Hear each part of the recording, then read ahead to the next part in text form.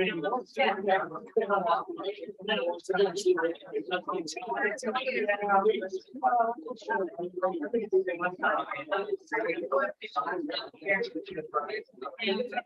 good.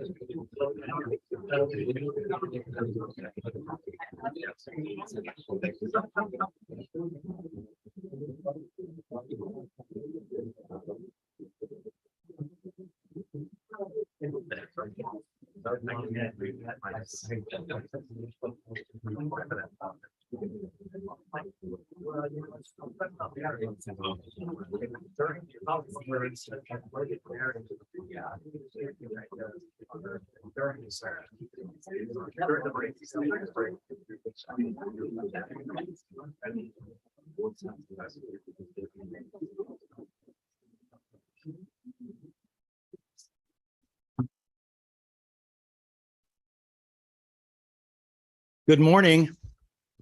My name is Dr. Fred Farias, and I am the chairman of the Texas Higher Education Coordinating Board. It is now 9 a.m. and I would like to call the October 27th board meeting to order. Please be aware that this meeting is being broadcast via the internet, and those in the boardroom may be visible to the public. Before we begin, I would like to take this opportunity to welcome those watching via video today and ask that we observe proper etiquette. Please state your name before you speak, mute your microphones when not speaking, and keep background noise to a minimum, please. Members, when I call your name, please announce present. I, Fred Farias, present. Donna Williams. Present. Richard Clemmer. Robert Gaunt. Present. Emma Schwartz. Present. Sam Torn. Present. Welcome Wilson. Present. Daniel Wong. Present. Georgia Blackwell. Present. Members, Mr. Anwar is unable to attend today. Any objection to excusing his absence for this meeting? Hearing none, please record that his absence is excused. Please record in the minutes that we have a quorum. I am happy to announce the agency has now fully relocated to the George H.W. Bush Building located at 1801 Congress in the Capitol Complex. Yes, compared to our previous building, we are all very happy, especially the staff, right? As announced at our last meeting, the annual Texas Higher Education Leadership Conference will be held at the AT&T Hotel and Conference Center in Austin on December 7th and 8th, and we invite everyone to attend. This year's agenda will include training that fulfills the statutory requirements for university regents and college trustees, the 2022 State of Higher Education Address by Commissioner Harrison Keller, and a showcase of Star Award winners. Registration details and updates are available on the coordinating board's website. Fellow members of the board and staff request that you confirm your attendance to the conference by completing the form that's provided with you in your packet and materials today. Staff will collect them at the end of this meeting. Another announcement I'd like to make is Mr. Ken Martin, who's Chief Operating Officer and Chief Financial Officer, announced his retirement in September, effective the end of this month. Ken spent 14 years with this agency. Ken is unable to join us today, but we do want to let him know that we will miss the opportunity to publicly thank him for his service, but we do want to thank him, including his able stewardship of our bond program. We wish him well in his future endeavors. The next agenda item is the commissioner's remarks. The commissioner will provide his remarks on some of the agenda items that we will be discussing today. Commissioner.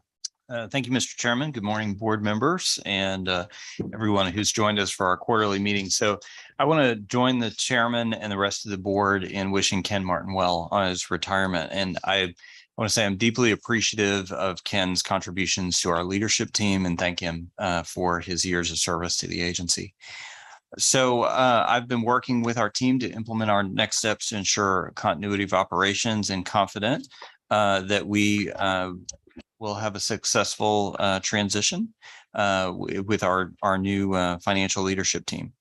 As Dr. Farias mentioned, our annual Higher Education Leadership Conference is coming up. We want to encourage everyone to put it on their calendars to consider attending. So this year's conference will feature broader programming that highlights the state's new strategic plan for higher education, building a talent strong Texas. We're going to have key stakeholders from higher education, from business and industry, philanthropy, and also from the Texas legislature as part of the program that'll join us for robust conversations. And I'm excited about our keynote speakers, the U.S. Undersecretary of Education, James Quall, and also Dr. Sanjay Sarma from MIT. So hope you'll join us December 7th and 8th here in Austin at the AT&T Conference Center. Now, I'm pleased to announce our recent appointment of Dr. David Troutman as our new Deputy Commissioner for Academic Affairs and Innovation.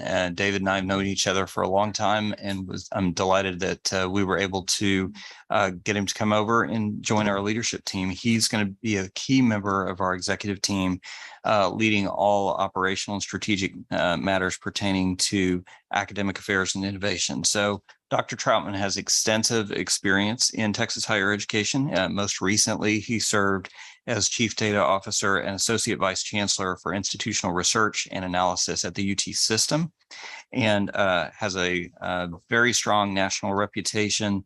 I hope you'll join me in welcoming David Troutman to the team.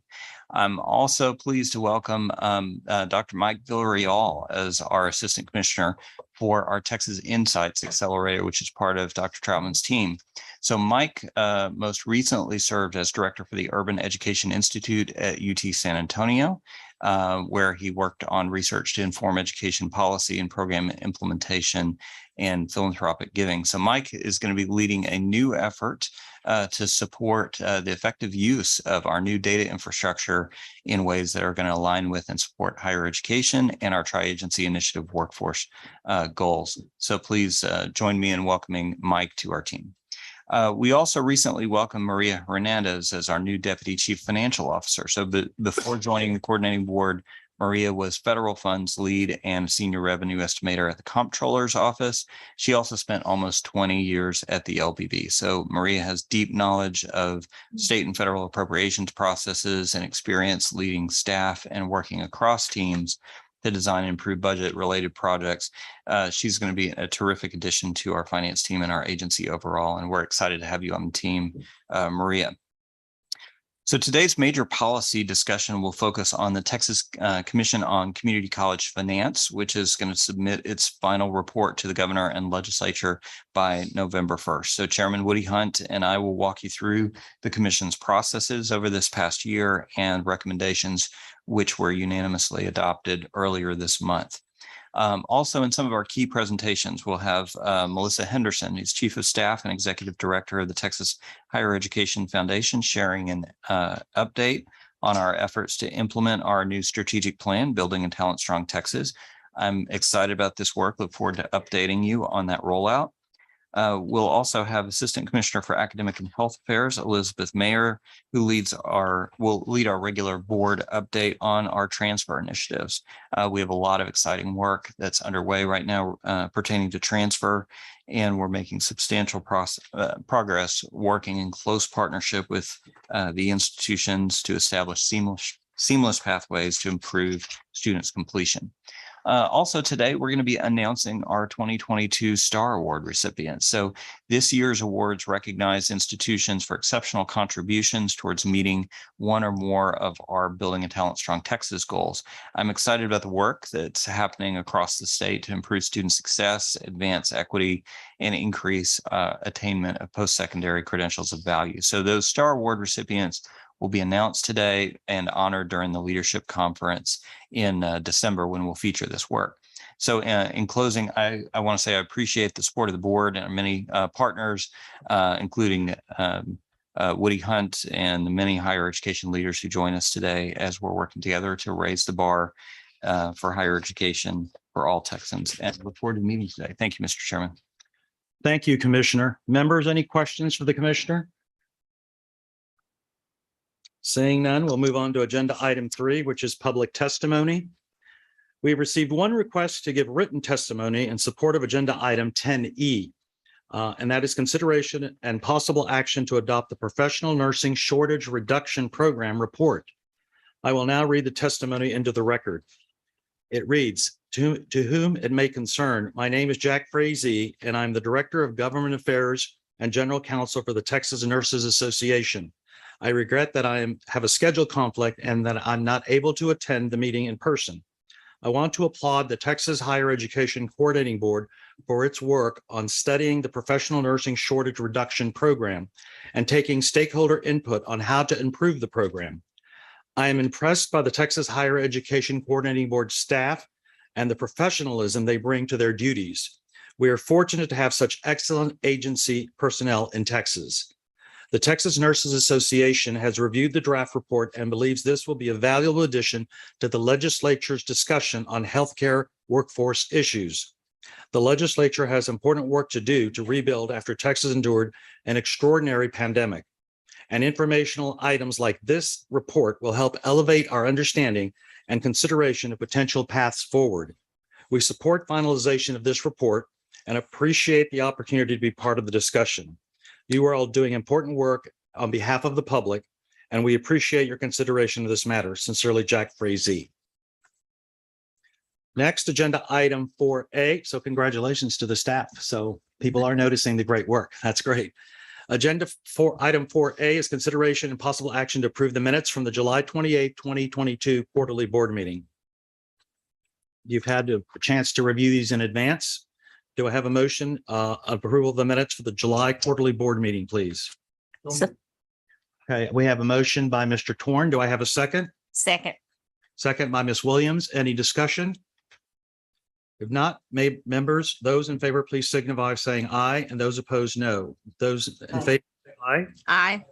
Any opposition? Hearing none, the motion passes. Agenda item 4B is consideration of possible action to approve the minutes of the September board retreat.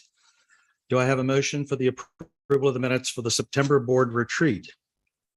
So moved. Donna. Motion by Ms. Williams. Do I have a second? Second. Second by Mr. Torn. Thank you. Any discussion? Hearing none. Members, those in favor, please signify by saying aye. Aye. Aye.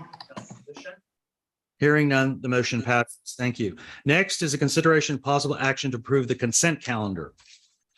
The consent calendar includes non-controversial items that we think we can approve without the comment or discussion. This allows us to save time for other items that need more of our attention.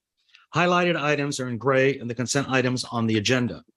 Members, you have had time in advance to review the items, and of course, any board member can request that any item can be removed from the consent calendar. That will give us the opportunity to discuss the item or items fully later in the meeting. We're going to take up the consent calendar in two parts today, non-rule items and then the rule items. The items that we have placed on consent today are 7D, consideration and possible action to acknowledge gifts and donations to the board.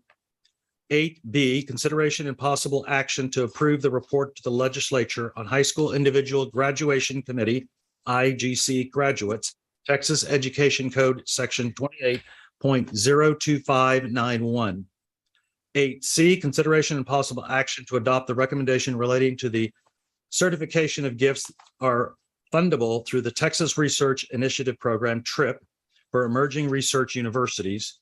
8D, consideration and possible action to adopt the recommendation relating to the facilities audit report.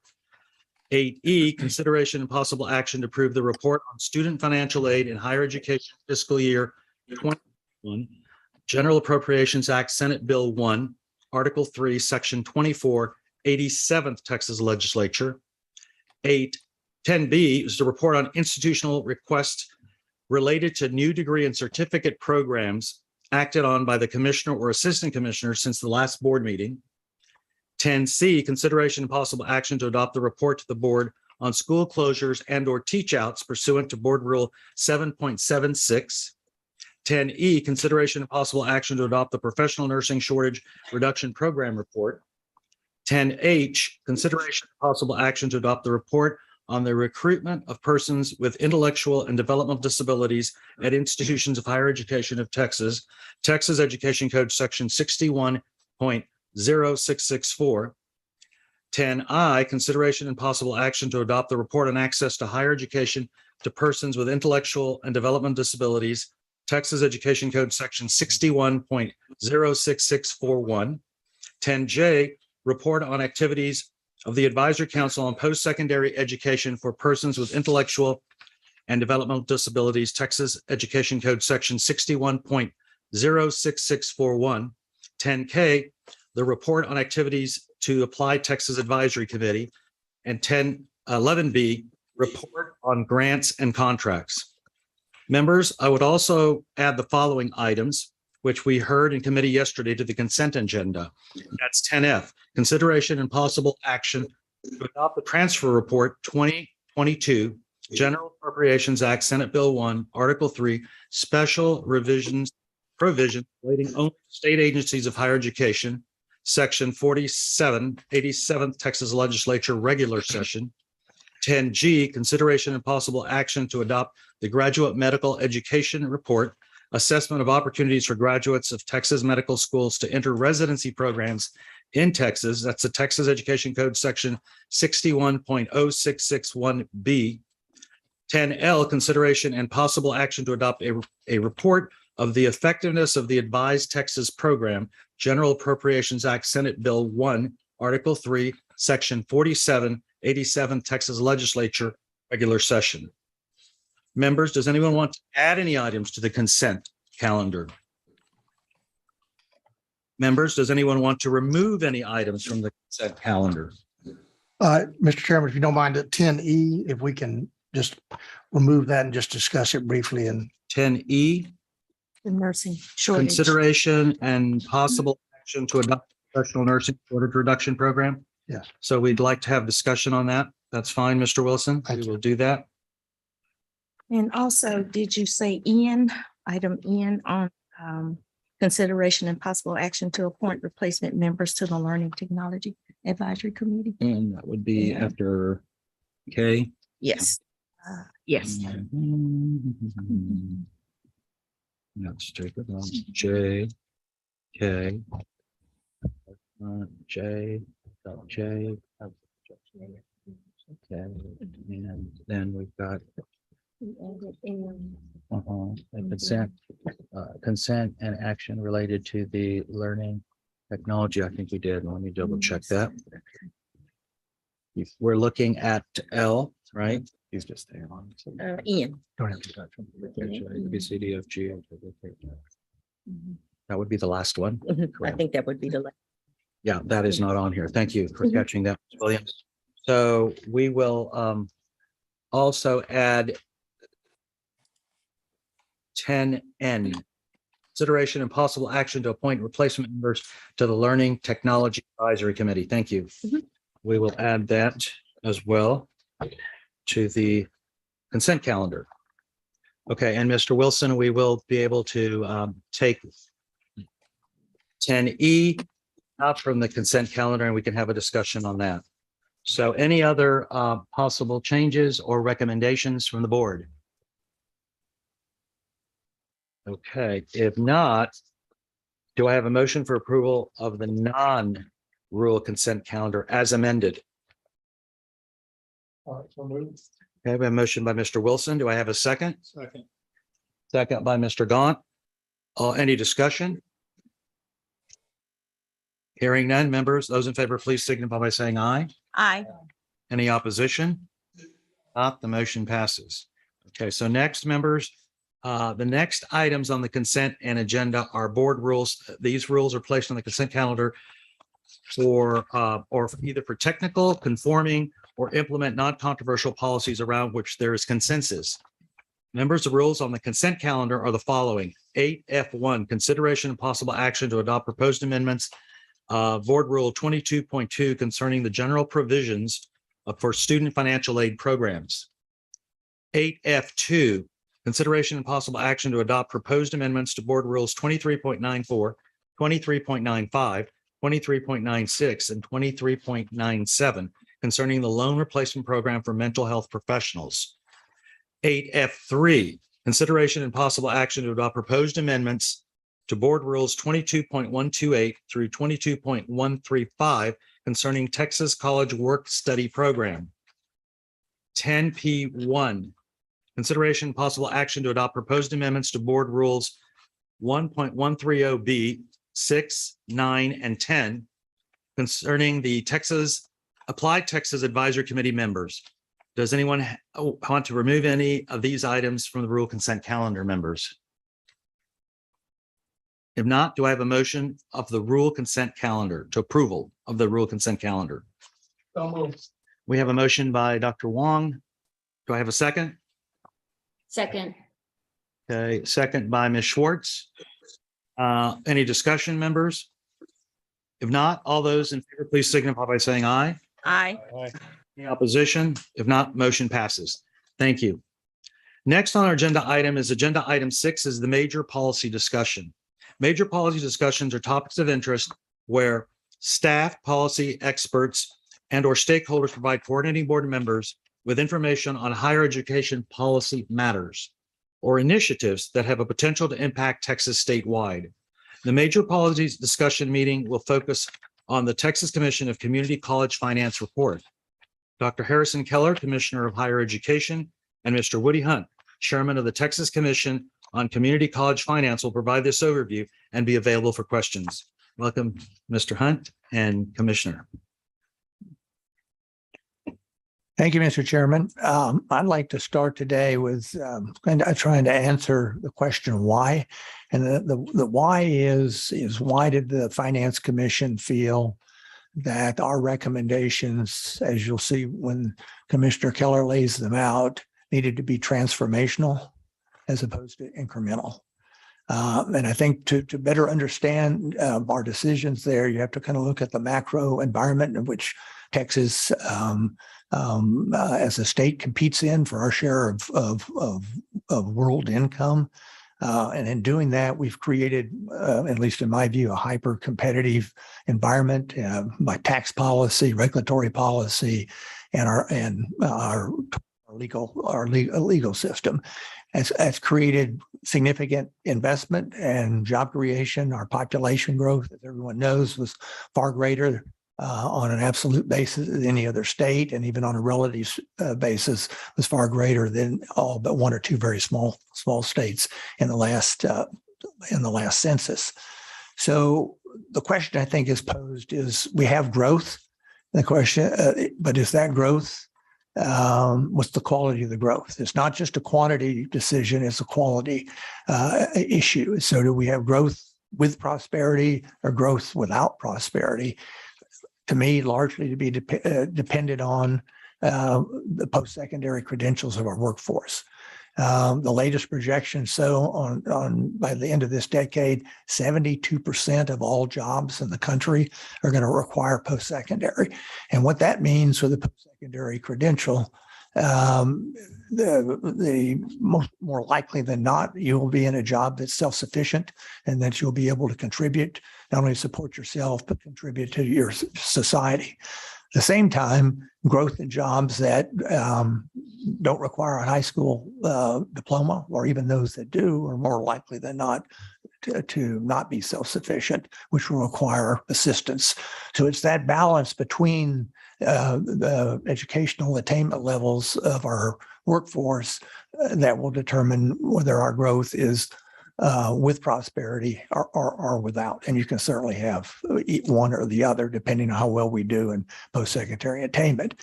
If you look at our record over the last 40 years, we've been in a slow decline, not in an absolute sense, because we're better educated today than we were yesterday or that we were 40 years ago, but in a relative sense as compared to our other states or other countries.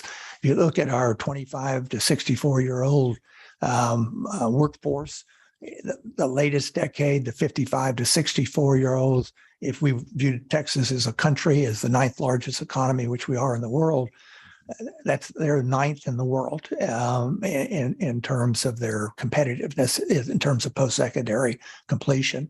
Our youngest decade, 25 to 34-year-olds, is 28th.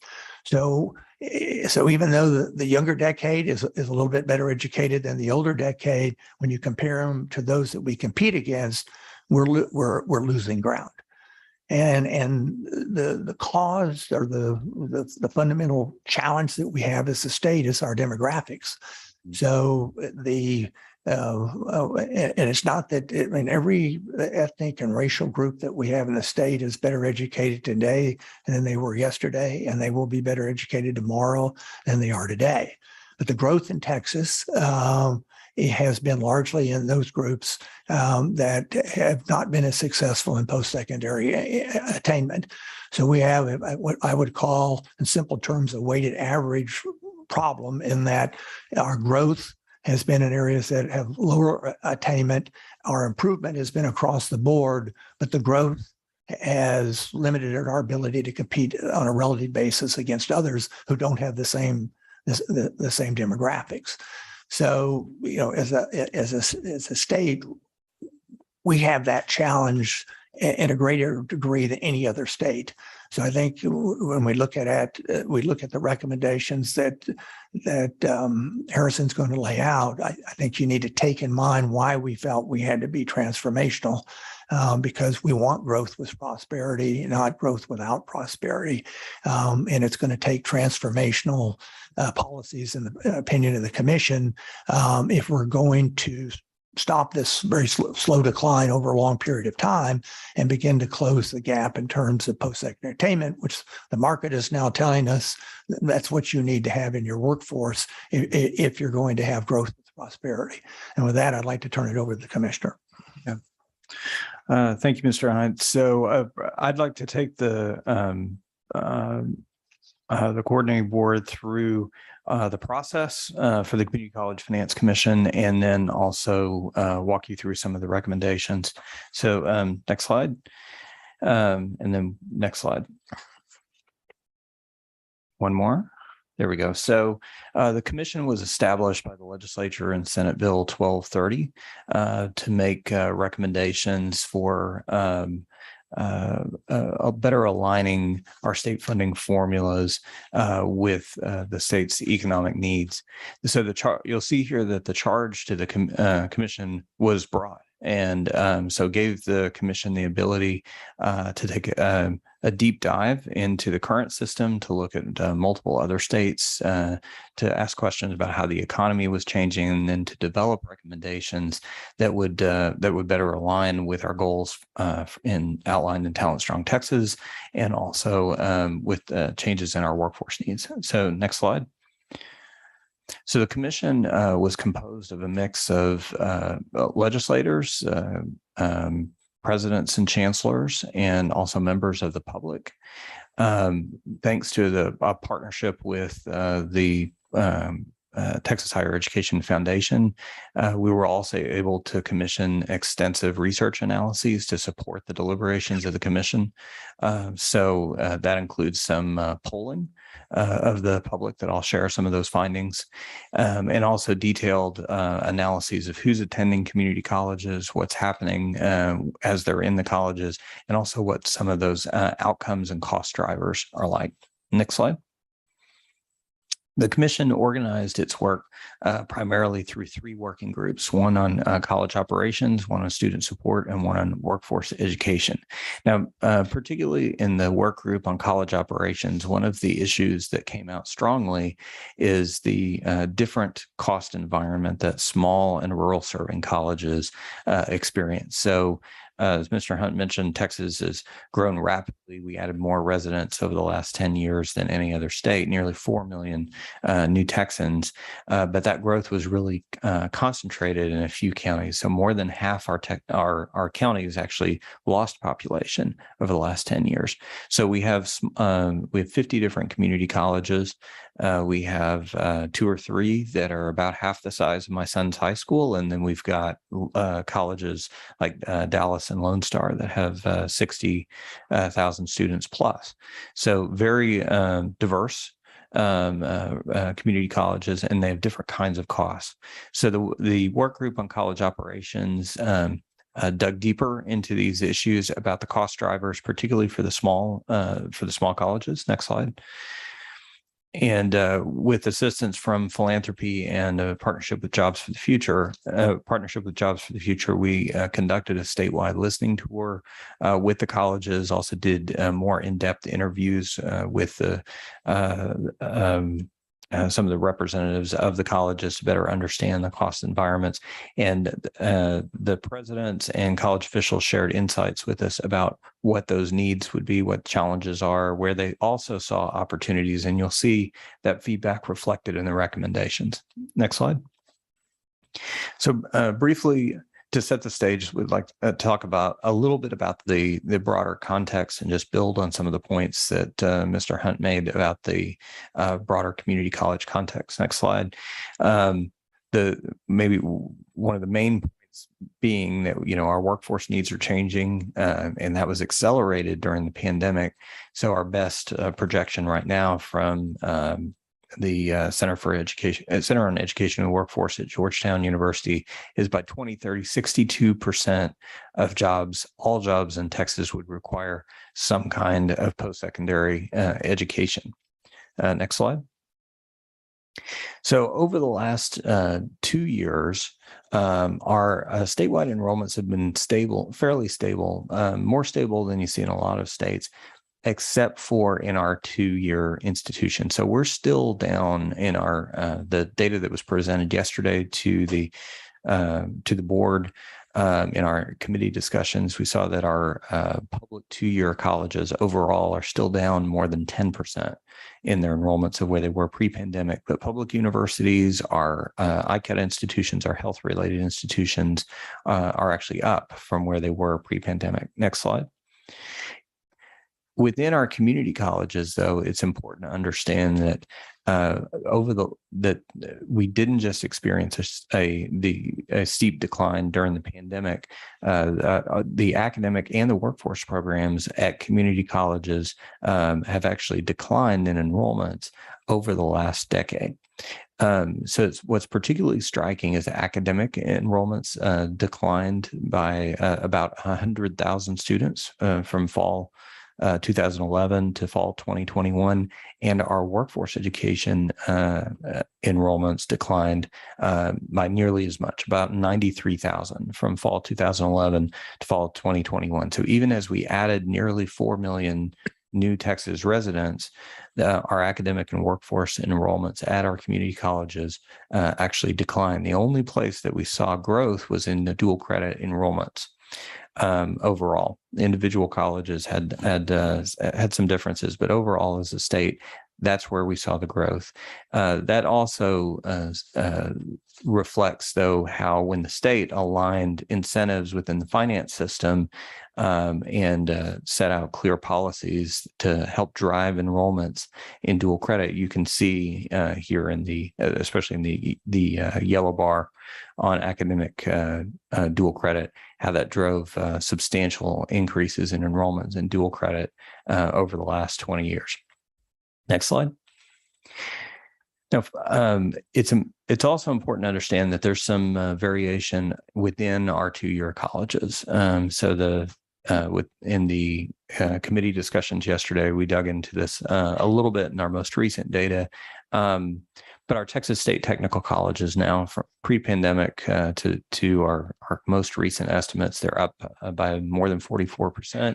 Lamar State College is up about 6.5%, but community colleges, again, are down more than 10% from 2019 to now. Overall, our community college enrollments are down by 11.8%. Next slide.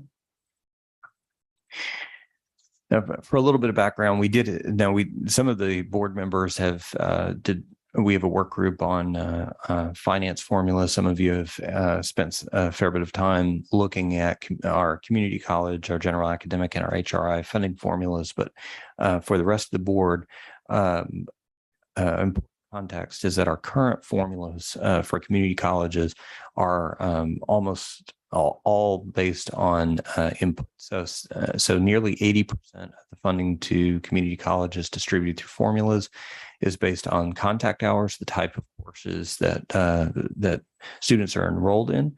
So essentially seat time, There's a 4% in core operations funding. There is an outcomes-based model that is the student success points. There are 11 different student success points, and it's a mix of inputs and outputs on the student success points. Those student success points are based on 3-year rolling averages. So any individual success point doesn't actually move much money, and then since it's 3-year rolling averages, then the changes are relatively slow. Another important point for context, especially as we start to wade into recommendations, will be that the funding formulas are really an allocation model. So the legislature in this room, folks will meet and they'll make a determination about how much money they want to allocate to community colleges. And the funding formula is really used to determine the relative shares of the funding to the colleges.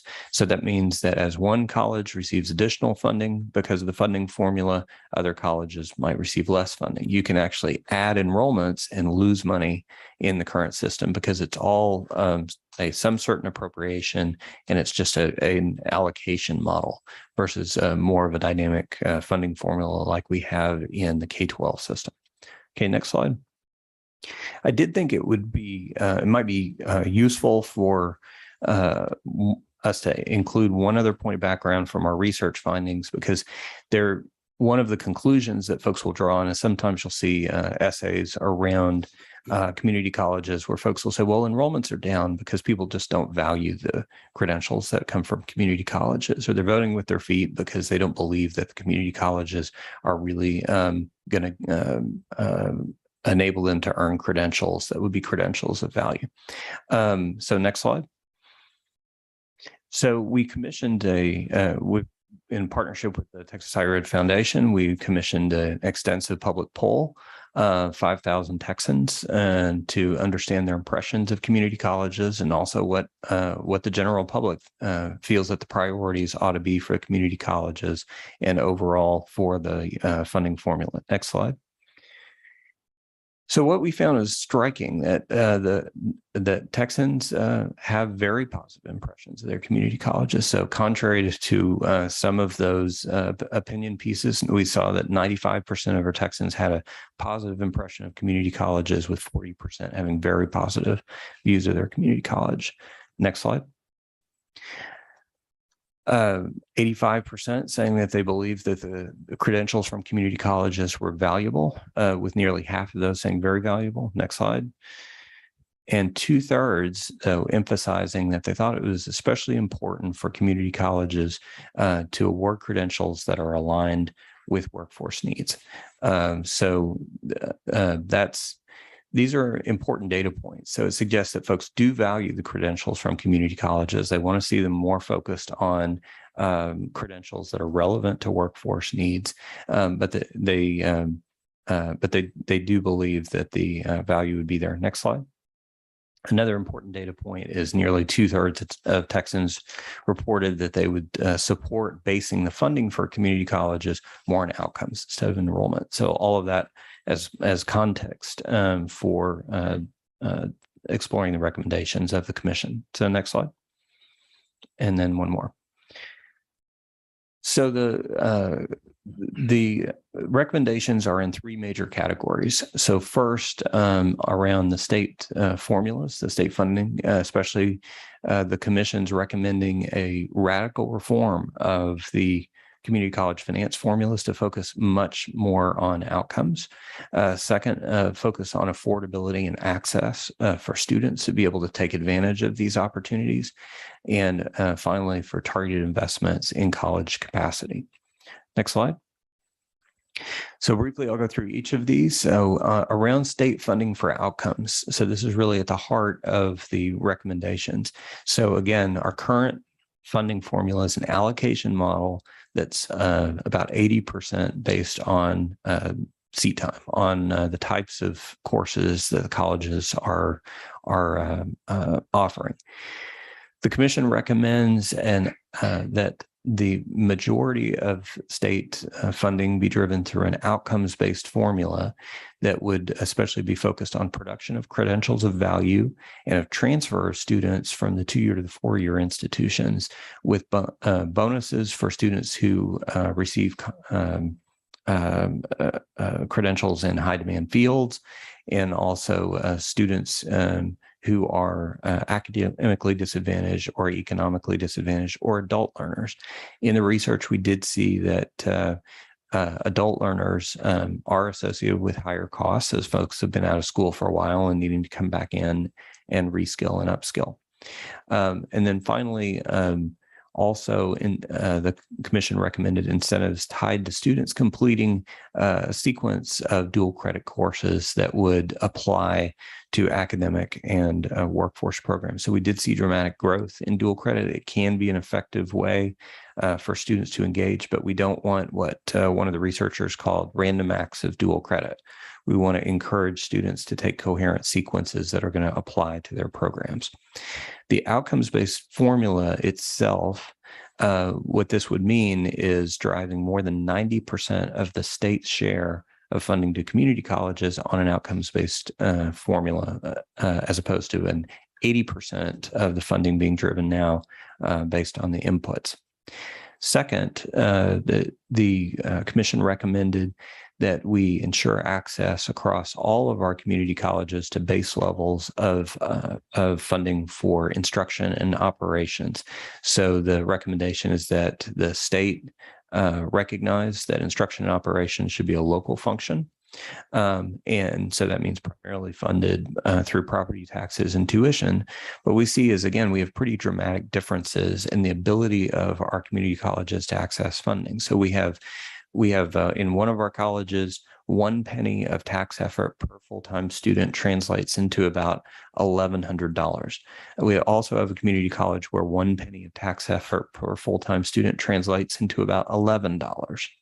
So there's vast differences in the resources that community colleges are able to access when they levy local property taxes. So the commissioner recommended a guaranteed yield to level up the poor community colleges, so that we can make sure that they would have access to that foundational funding, with adjustments for economically disadvantaged students, adult learners, academically disadvantaged students, and also a scale adjustment to recognize those higher costs of operating small colleges. And finally, in this section, the commission recommended giving the commissioner and the coordinating board flexibility to address unintended consequences. We're talking about a pretty dramatic overhaul of the community college finance system, from primarily an inputs-based system to a system that's focused more on outcomes. And overall, one of the important differences would be that the system would be a dynamic system based on the actual real-time performance of the colleges, with a settle-up process. So instead of the colleges all being in a situation where they're competing against each other for a fixed pie that's just reset every 2 years, then we'd have a formula where the allocation colleges would change year to year, but that would be linked to the performance of the colleges. So if they perform better, then they would be able to draw down additional dollars tied to fixed dollar amounts for these incentives. If they didn't perform as well, then they could leave money on the table. This is a substantial change. I want to defer to Mr. Right, Hunt yeah. to weigh in on this. So it's clearly, at least in my view, the most significant recommendation here is to make this outcome model dynamic, as the commissioner laid out, and that as the leadership of our community colleges will be able to plan, look at if they make an investment that's going to create more completions 2, 3, 4 years out, they'll have certainty around the payments. And this will obviously require the state to do a true up in the second year of each biennium. But when they make those additional payments, which we hope they'll do, it will be for an outcome that is improving the competitiveness of our workforce. So that single item to me is the most important. On the foundational funding, and the commissioner also touched on this, 254 counties in the state, 143 of them lost population in the last census. Another 100 or so, grew less than the state average. The growth is really down in the hyper growth is in 10 counties in the state. So they're essentially growing faster than the 16%, and they're pulling everybody else. And that's where the demand is, and particularly the demand for post-secondary attainment in the job market. But the state has a supply that's distributed different than the demand. So I think it's a state policy decision to decide where that supply is not located where the demand is. Do we want to have post-secondary outcomes that are competitive for our citizens that are there? And they might very well choose to move to one of those 10 counties where the demand is, or they might decide to stay. And if they do, then if they have a more competitive outcome, they'll have a more competitive workforce where they decide to stay. So I think that's, once again, a policy decision that's really separate from outcomes, but it's one that the commission recommends because we do have this significant distribution issue between supply and demand within the state. This is our recommendation, how best to try to meet the challenge. So again, the commission worked with the leading state and national experts and worked especially closely with experts from the National Center for Higher Education Management Systems and HCM strategists. The commission and the work groups consulted with multiple other states to dig into their funding formulas. These recommendations, if they're adopted by the legislature, would put Texas in the forefront of having an outcomes-based system linked to workforce needs, but also that has an intentional focus on equity that includes adjustments for student need, includes adjustments for scale, and is designed to address the diversity of our Texas community colleges. So next slide. Just one quick question, if I may. If you were to map this today over the 50, what's the outcome of the best performing versus the lowest performing? Have you been able to do that yet, to say if we implemented this today, how would that impact each community college? So we have done some preliminary modeling, and we're continuing to work with the colleges. Now, one of the things, especially, is in that focus on credentials of value includes a whole range of workforce credentials that historically the state had not been tracking, and frankly, individual colleges had not been tracking and reporting to us. So we're working closely with individual colleges and the Association of Community Colleges so that we can have a better sense of making sure we're capturing what's going on the workforce side. But even that said, in the models that we've developed would drive about an additional $215 million a year to colleges as a starting point. On top of currently the colleges receive about $1 billion a year through the formulas. But again, to emphasize a critical point Mr. Hunt made is this would be a dynamic formula with a settle up. So ideally, the incentives work. The colleges are producing more credentials. They have more low income students who are earning these credentials, more adults who are coming back and reskilling. And then when we come back in the 2025 legislative session and beyond, then there might need to be a component of the supplemental appropriation to fund the outcomes-based formula. But that would be directly tied to these outcomes that are related to the strength of our economy. So it helps get additional dollars. And then if you took 100% and you said, what's the percentage that's foundational to make sure that the community colleges of need don't get wiped out from this? Yeah. What does that leave? And we may not be able to answer this today, but if you said you had 100%, about 60% goes foundational, then the rest. So there'd be about between 65 and $70 million for the foundational part to make sure, because a lot of those colleges that have the lower property tax values, again, are small. Mhm. rural serving colleges. So from the state's perspective, relatively inexpensive to make sure that they can provide they can have provide the operations, the instruction that they're going to need to be able to provide. So so out of that, say more than $1.2 billion, so there'd be a little less than 70 million would be to making sure that that base amount in instruction and operations is there. But more than 93% of the state's funding would be focused on, would be driven through the outcomes-based formula. Just for context, also, one of the things I'd mentioned is right now, so the state share of community college funding is about 25%. So the majority of state funding is property taxes and tuition. So think about it as like about a $4 billion system a year overall per year, but the state's putting in $1 billion.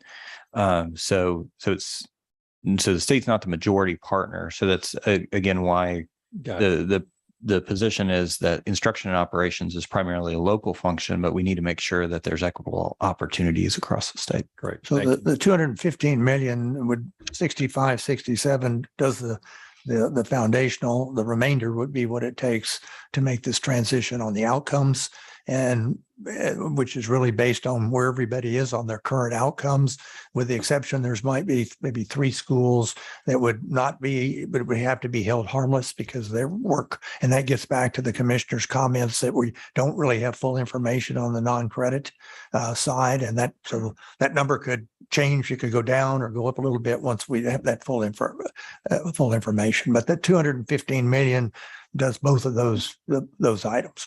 Yeah, but in any case, no college would lose, Yeah. and all of the colleges would be positioned to gain. Thank you. Okay, excuse me, members. Yeah, first let's finish the presentation. Question. Okay, what was, yeah, The question was, I have some follow-up to Mr. Brown's question. Would you prefer the I prefer to finish the presentation and then I'll call for questions, if that's okay. Thank you. Appreciate it. So the second component is around affordability for students, to make sure students will be able to access these opportunities. So students, Texans may value the opportunities available through community colleges, but how do we ensure that they're able to access those opportunities and not have financial barriers that are standing in their way? So first, the commission recommended increasing funding for need-based student aid. As the board knows, right now we're only funding about 28% of eligible students through the TEOG program, which is our major need-based aid program.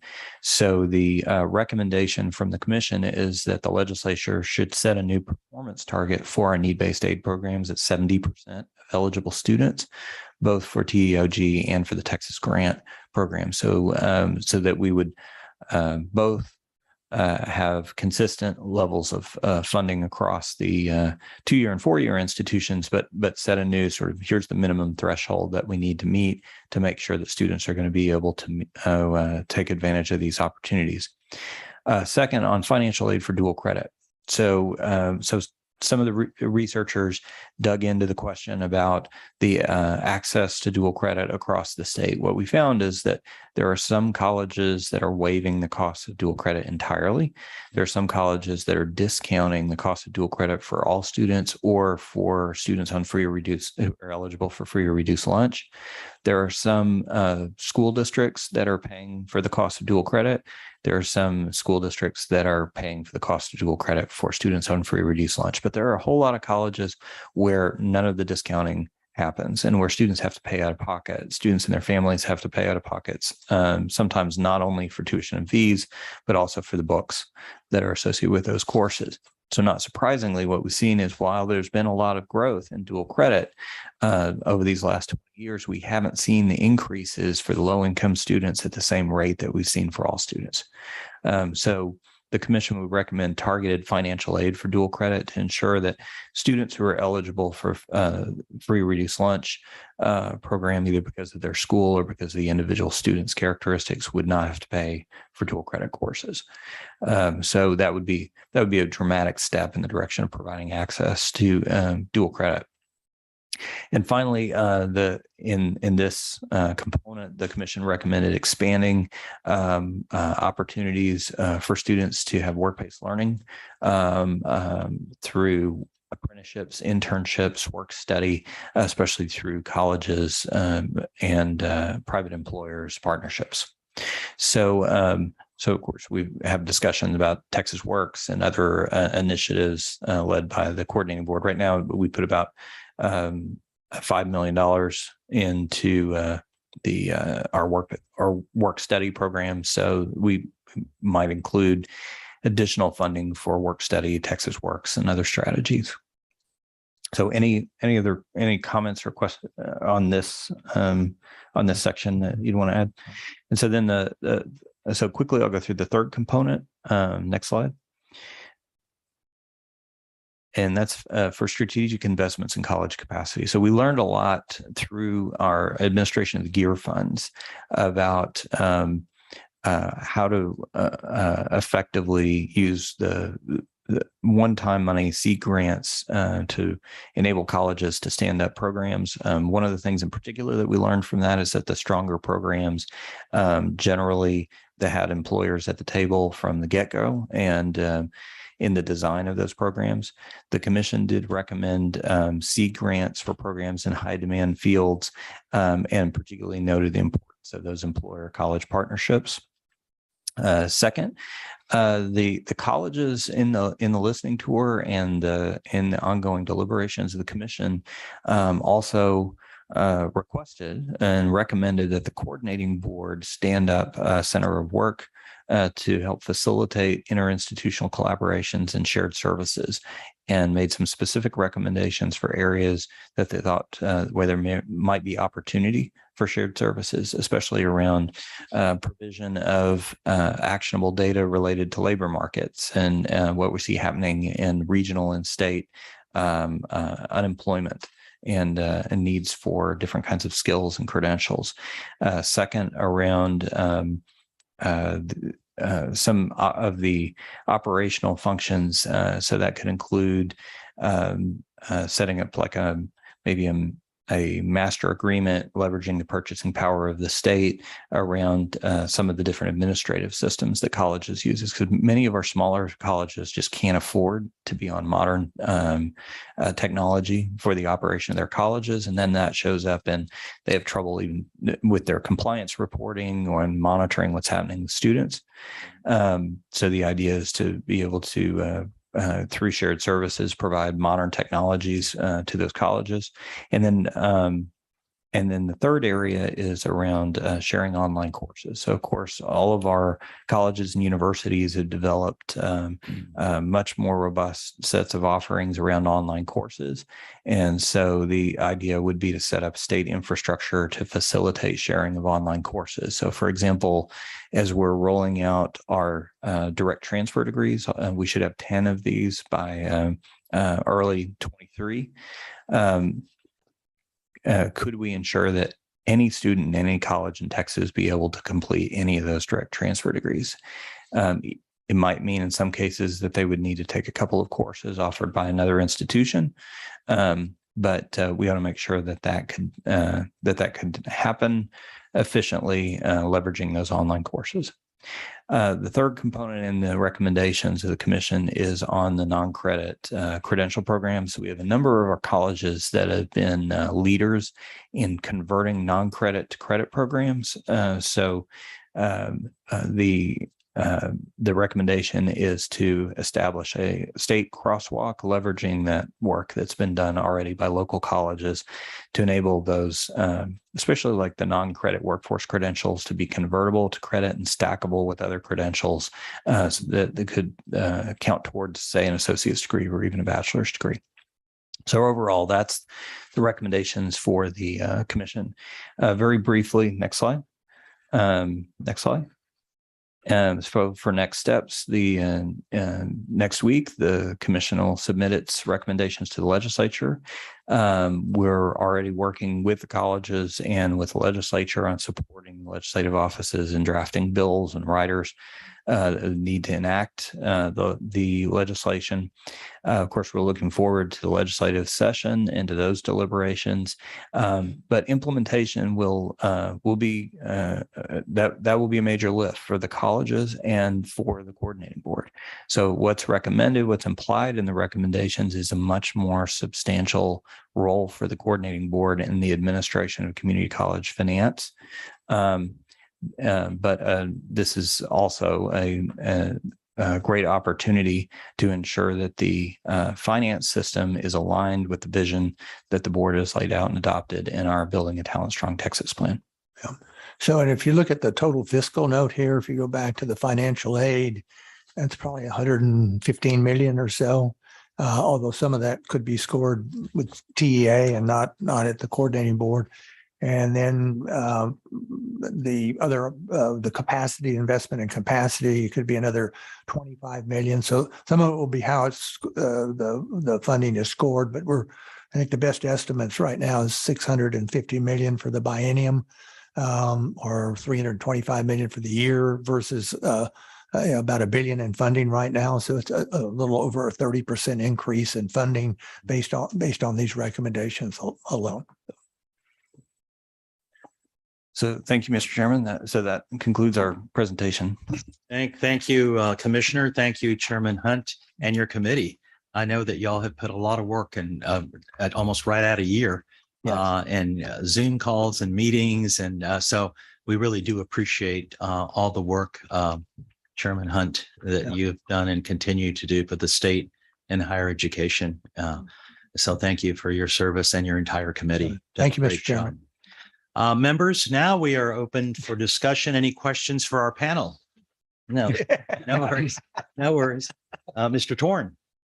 Yeah, first of all, I want to commend you for being transformational. Too often in state government, we continue to pump air into an irreparable tire. So I think that in and of itself is the most important thing you've done. Now, with regard to the state funding for outcomes, as I understand what you said, a whole bunch of it is based on measurable outcomes. And within this slide, there are these terms that we throw around often: credentials of value, high demand fields, Now we're tying these to how much money you get. So who defines those terms? Okay. And how often are those adjusted?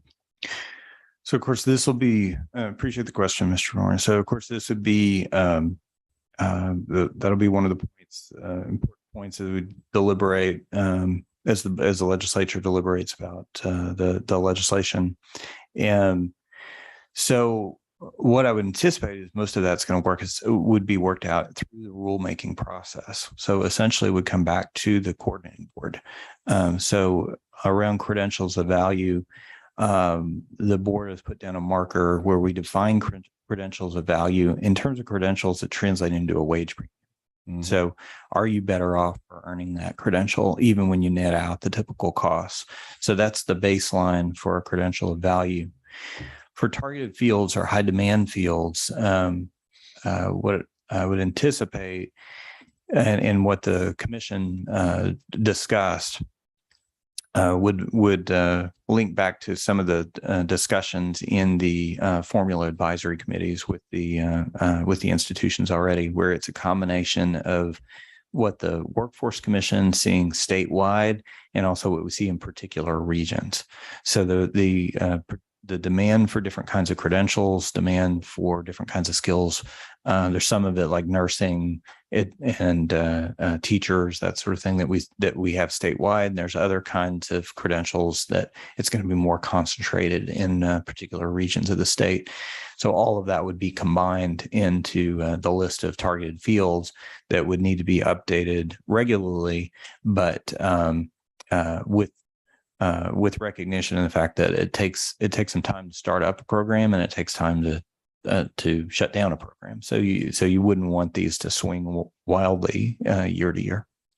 Yeah. So the fact of the matter is we live in a very dynamic environment, especially with regard to the workforce and technology. And what's high demand today may not be high demand 2 years from now. Yeah. Right. And the other thing, and then I'll be quiet, is one of the things that you emphasized over and over and over again is data, right?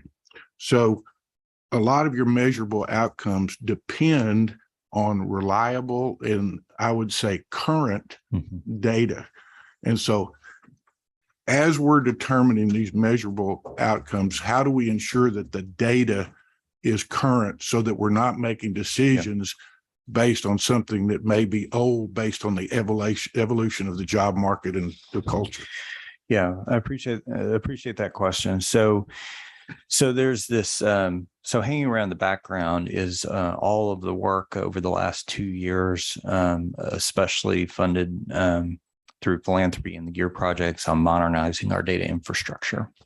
So historically, we've had incredibly rich data. The coordinating board's the steward of the combined educational and workforce data, but it's primarily been collected for regulatory purposes. So to your point, a lot of that data, by the time you're seeing it, is old data. Students have already graduated, or they've already stopped out or dropped out or moved on. There's a lag.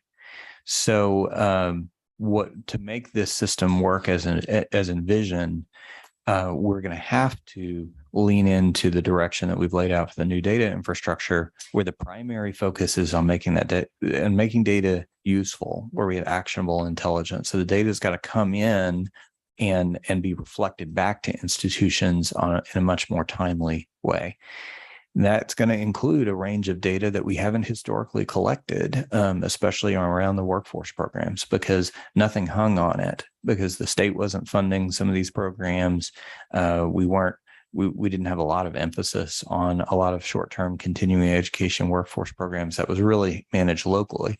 Now we're saying that's an important part of this of this whole set of offerings if we're going to meet our workforce needs. And so we're going to have to work with the institutions. What we're doing right now in partnership with the community colleges themselves and their association is we're trying to figure out how quickly we can get colleges to a place where they could report timely data to us on the workforce program. So we're working on that right now, in the hopes that by the time we'd be in a first implementation by fall 23, that we would be able to have that workforce data. So I would really prefer for us not to have to delay implementation of any of these recommendations, because our workforce needs aren't slowing down. We need to get the dollars deployed to the colleges and be able to monitor what the needs are and what the outcomes are like. And I said I was going to be quiet, but I got one last follow-up question. So community college enrollment has dropped. We discussed that yesterday. We discussed the potential, reasons within society why that was occurring. When Mr. Hunt, which I very appreciated, you laid out the why question, because that's the foundation of the whole thing. Do we believe that this response is going to alleviate what we see as what I would call a declining perception of relevance of a community college experience? I would argue yes.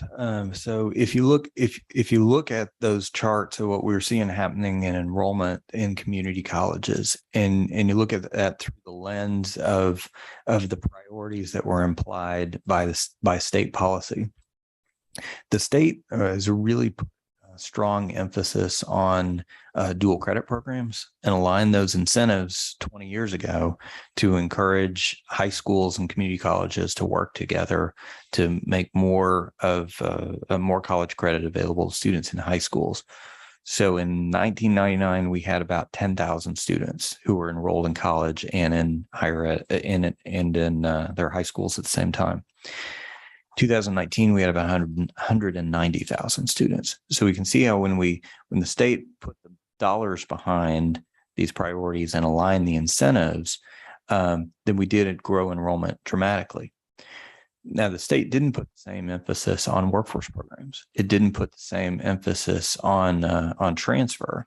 Mostly was just funding a portion of the costs of the seat time there, and so what we saw is we didn't see growth, and in fact, we actually saw declines in those enrollments, and we saw the energy and the enrollments of the community colleges increasingly shifting in the direction of high schools.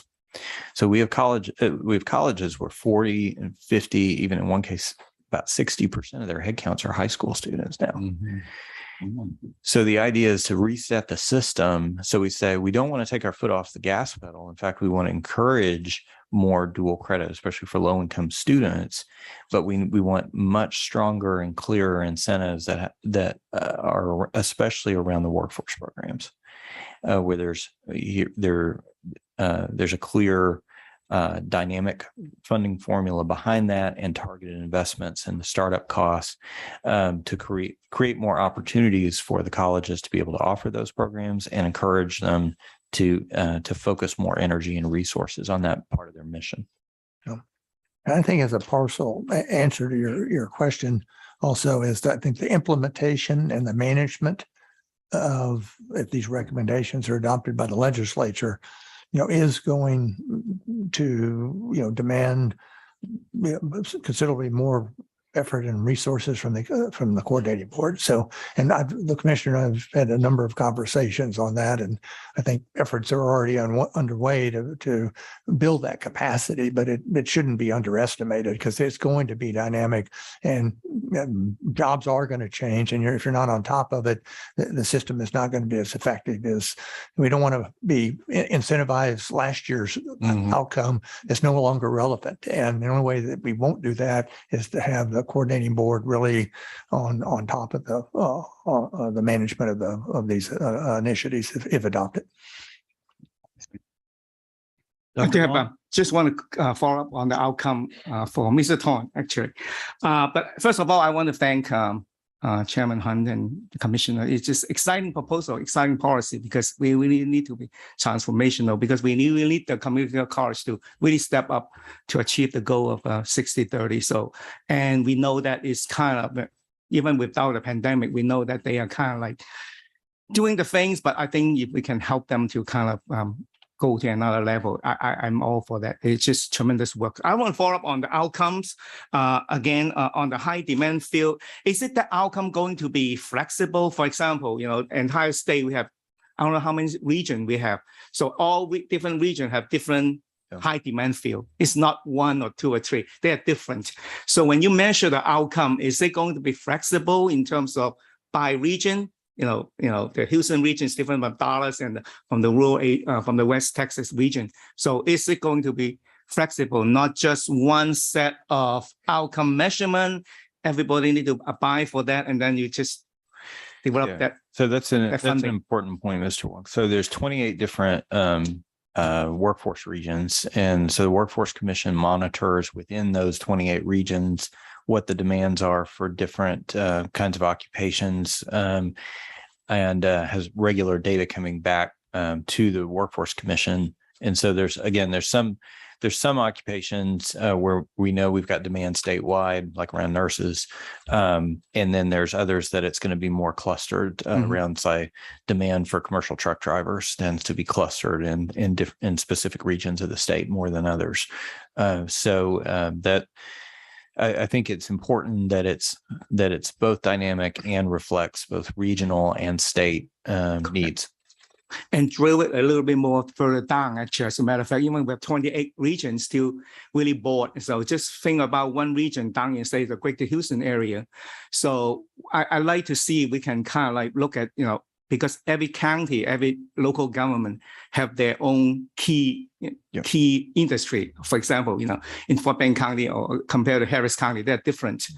And local government have been pushing. I've been talking to some of the local government down there. They really want to see if they can team up with us or community college to help them to be successful in terms of getting the local government priority in terms of the demand field.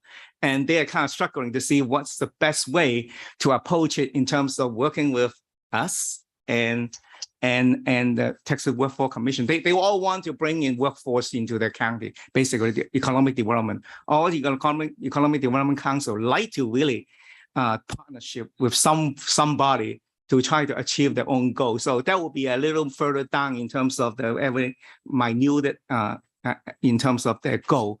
So is there any way we can kind of work through that, especially for bigger region like Dallas and Austin, Houston? They are not uniform. You cannot just say this region is this their key.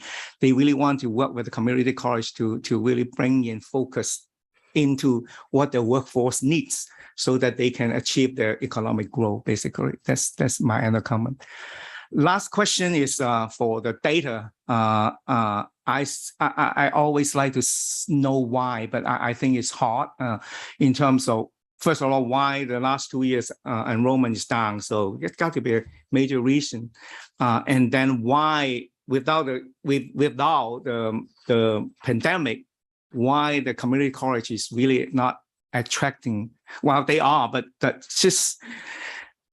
What's the difficulty of those students? Because they all know that they get more education, they get more earning power, but somehow they are not being able to, some of them not being able to do it. I know that because in our church, in our local government, we work with a lot of low income people and they enroll, they just quit. There's so many reasons. I don't know what's the major reason. For some reason they need to earn for the family. Some of the reasons that they don't have enough training to even get into that class, so they just quit in the middle. So it's just, I think most likely you know the reason, but what's the major reason? So we have done some polling on this during the pandemic, and there's some state and national polling that speak to this question. So some of the barriers to enrollment are financial. A lot of what we're seeing here in Texas and across the country is because wages for entry-level jobs have gone up so quickly. So when you can make $16, $17, $18 an hour, and there are a lot of folks who are putting off enrolling in college, particularly given how devastating the pandemic was for a lot of families and their financial situation. So there are those issues. We've also had, while the state has been a leader in maintaining a focus on need-based aid, we don't provide need-based aid to the majority of our students in our two-year institutions. So even though we're lower cost on the tuition side, that's still a barrier to students being able to enroll. So that's why the financial aid recommendations are so important. Now, one of the things that was striking to me when we Texans with some college and no credential, and we asked what are the barriers to your re-enrollment, on the same order of magnitude as the barriers related to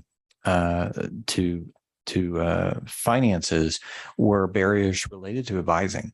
So a lot of folks said, well, I know if I lost my job or if I wanted to advance, I might need some more education, but I don't know I don't know how I would find a program. I don't know if my credits would apply. I have college credits before. I don't know if they transfer. I don't know if I could find a program that would be flexible enough. I need to work. I can't quit working. I need to work. I don't know how to find a program that's flexible. So we've incorporated those insights into the design of the one-stop advising tool we'll be rolling out this year called My Texas Future, that will market in partnership with chambers of commerce and employers and other state agencies. We're going to start with adult learners, and then we'll do transfer students and then secondary students, but and enable folks to be able to look either by they can look by jobs or they can look by program and get a sense of like, well, what kinds of jobs are in demand? What do they pay? They can look at then what are the programs connected to those, and they could filter and say, I need something within this so many miles. I need something that's where I could go online. I need something where I could go in the evenings, that kind of thing, and get a sense of how they're what kind of opportunities might be there. And then there's planning tools so they can start to develop a plan. We'll roll out by next summer a tool called Map My Path, where the students can see how credits would transfer. And then that's where we'll put the new Apply Texas and also the ability for students to connect directly with institutions and advisors at those institutions. So So we are responding to what we see in the data. If we don't make the policy changes, though, then the resources aren't going to be there to make Mhm. sure the opportunities are going to be possible for the students. Thank you. Great work. I appreciate it. Ms. No, Williams? I have a quick question. Yes, ma'am. My question is centered around outcome funding. When I hear that, I hear performance. And that is a paradigm shift on a lot of levels. How are we getting everybody on board to basically what we're hearing is performance, good So- performance, more funding. So we've been working closely with the community colleges, with the legislative leadership, key members of the legislature, and especially in the appropriations side throughout the process. We had key members on the commission. So Senator Creighton was on the commission, Senator Taylor also, Representative Van Dever, and then Representative Oscar Longoria were part of the commission, part of the deliberations throughout. And then also with the colleges, with the 4 presidents on the commission and with the Association of Community Colleges. Pleased to report that the legislative committee of the Association of Community Colleges unanimously endorsed the recommendations of the commission. So anyone who thinks that the colleges aren't on board is mistaken. That I think what's going to be important is that we're all sort of shoulder to shoulder and to help folks understand here's the importance of this, especially in this moment, to move these reforms forward. All right, thank you. Members, other questions for the panel? Yes, Mr. Wilson? First, I want to echo our thanks to Mr. Hunt for all of his time and attention. It's impressive, the knowledge you have in relating the higher ed field and the amount of time you spend.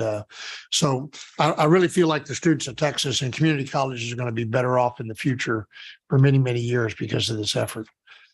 My question is, I assume that if the population is shrinking in the rural counties and moving to the 10 areas, then it's going to be inefficient or not sustainable for all of the community colleges out there to continue without some sort of benefit. And I hear the plan is to consolidate some central services and maybe provide to them to where they don't have to each one replicate those on site. Have we or are we doing a study that we can present to the legislature on the cost and best practices on how to do that and save these rural colleges money? So on a couple of different fronts. So overall, we will have findings to present to legislature that specifically have to do with the cost of operating smaller colleges. So we'll have so that the adjustments that we're recommending, we can connect to what we're observing in the colleges and connect that to performance. And then we're working with the colleges themselves to identify where there are these opportunities for shared services. And it seems like that both the needs and the opportunities will vary a lot across the colleges. So I think one of the things that would be important to emphasize, and that's envisioned in the commission's recommendations, is where the coordinating board might facilitate a range of options. And that could be from here's technology solutions, here's potential partnerships with other colleges. So there's some colleges that might want to outsource payroll to a larger college or even a university or university system. There are other colleges that they're going to focus more on what they can do with sharing the online courses across different programs. So the needs and the opportunities for cost savings are going to vary across all the colleges. So I think it's important for us to have a range of options and to do that kind of ROI calculation overall as we determine with the colleges what should be in the options, and then be able to provide the resources to the colleges where they should be able to, they should be in much more secure position because they can tap into partnerships, they can tap into shared services, but even more importantly, they'll have more stable funding to make sure that they can operate the colleges and provide a range of programs in their rural communities. So are we going to wait and see what the action the legislature takes and then kind of study or should we be engaging in a Oh, best practices, kind of our proposal for the overall, because the low hanging No, I fruit agree. has to be online courses and yeah. back office services. I agree. No, we're already moving forward with that. Actually, so we have one of the community college presidents now. We've engaged as a special advisor to me to help us do the due diligence, particularly on the administrative systems.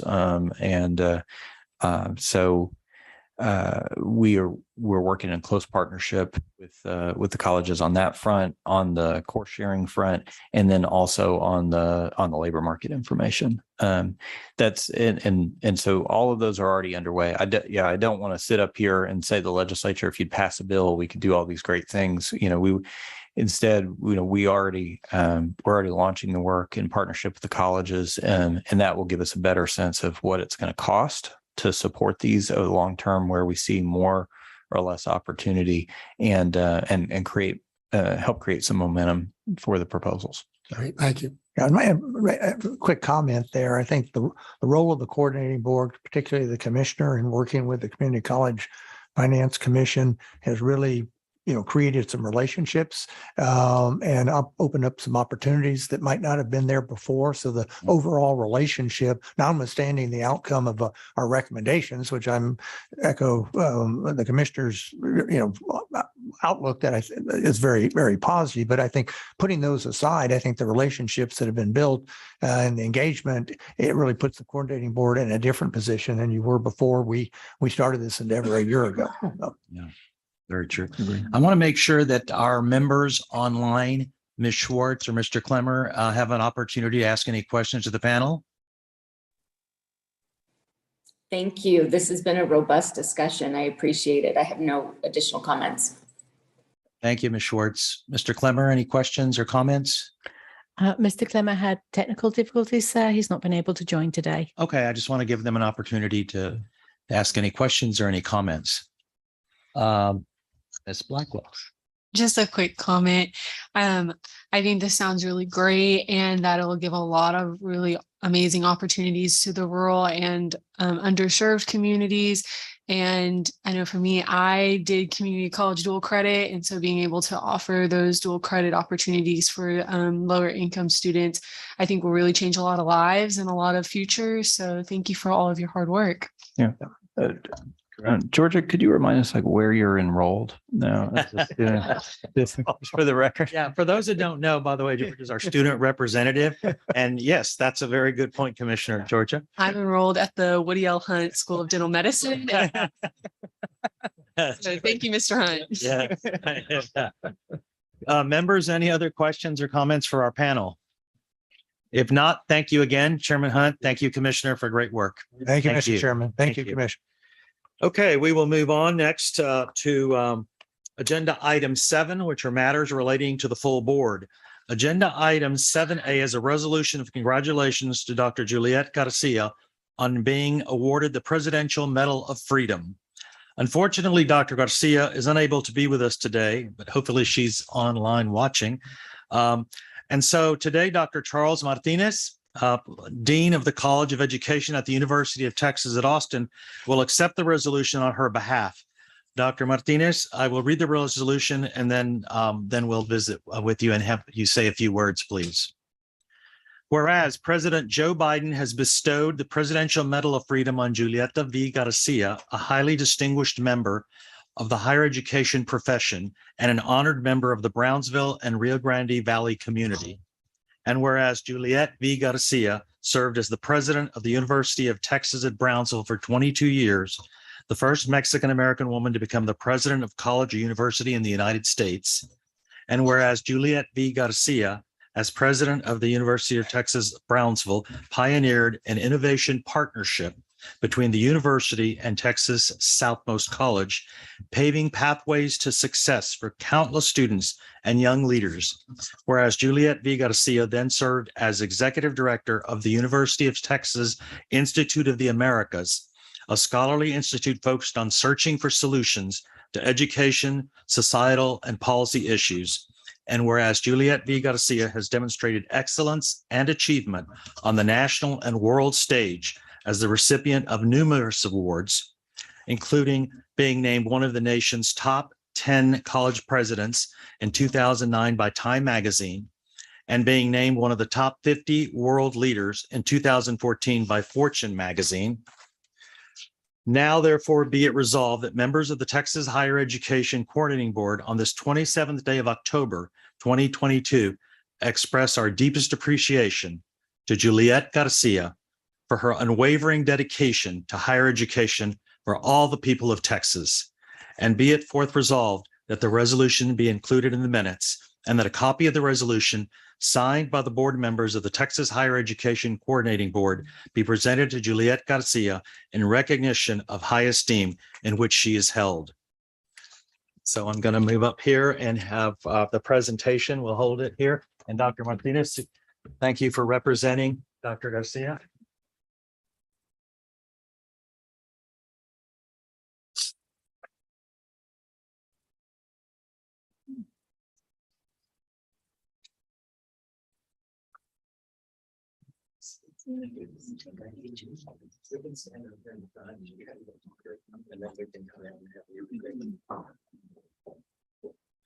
So Dr. Garcia, I believe you're watching, so congratulations from the Texas Higher Education Coordinating Board on your great accomplishments over all of the years and for this recognition.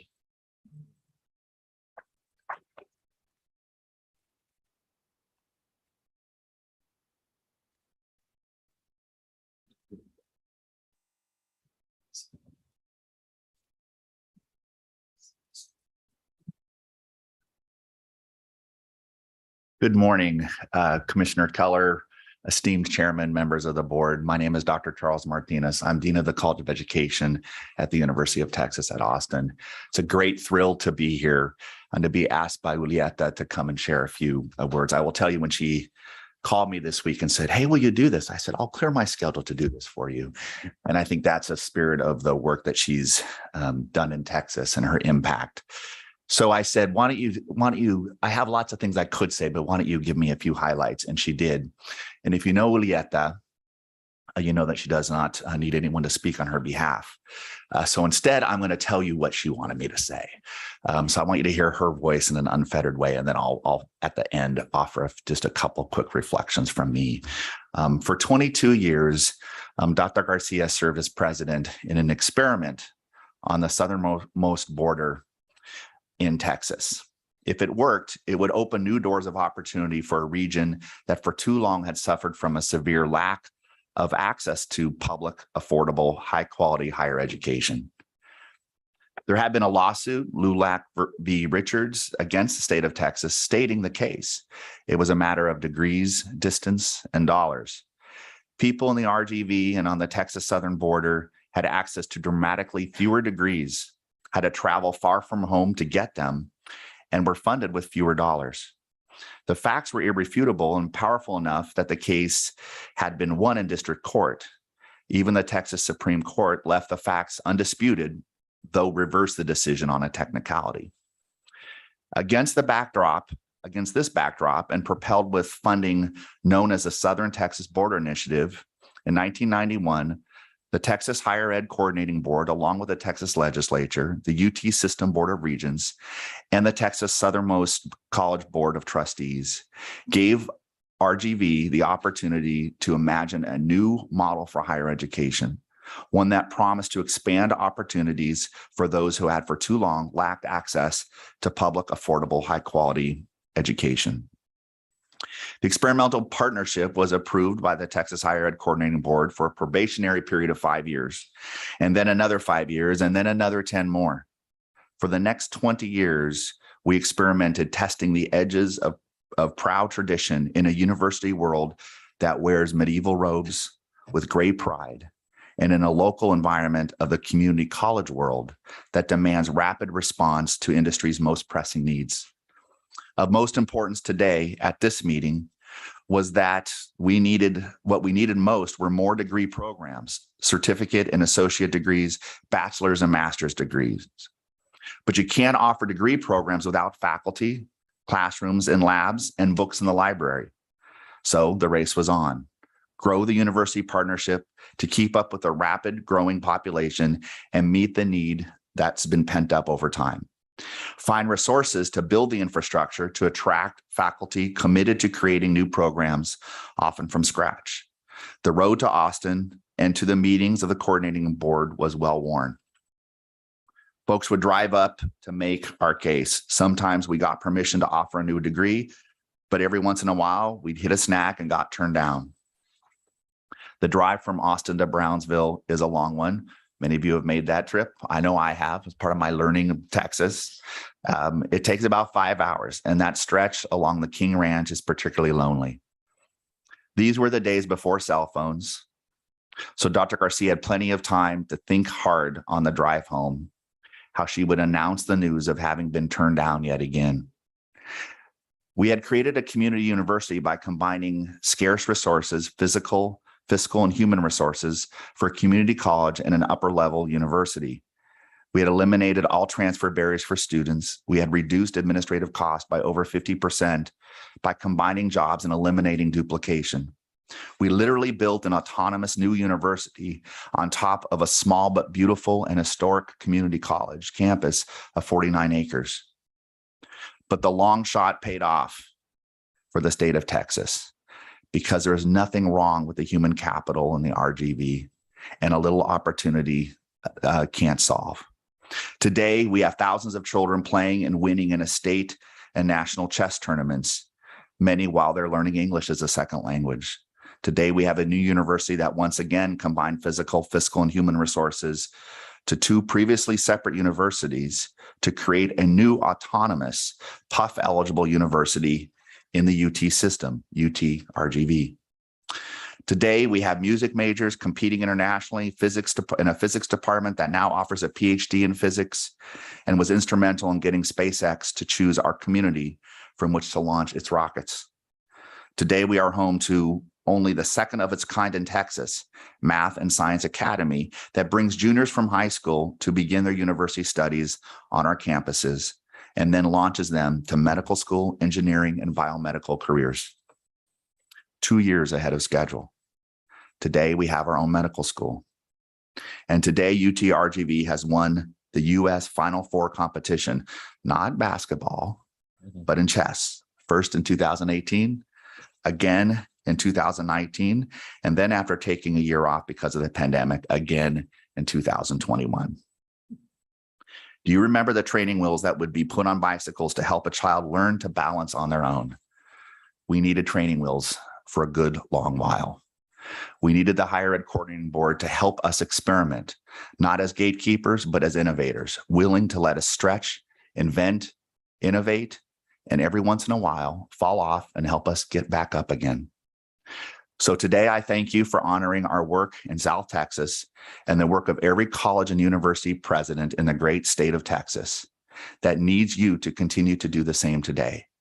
Thank you for encouraging, promoting, and fostering innovation and experimentation. I learned early on that our most important work is much more than adding new degree programs, hiring excellent faculty, or building a beautiful campus. It's about sustaining the democracy of the United States of America.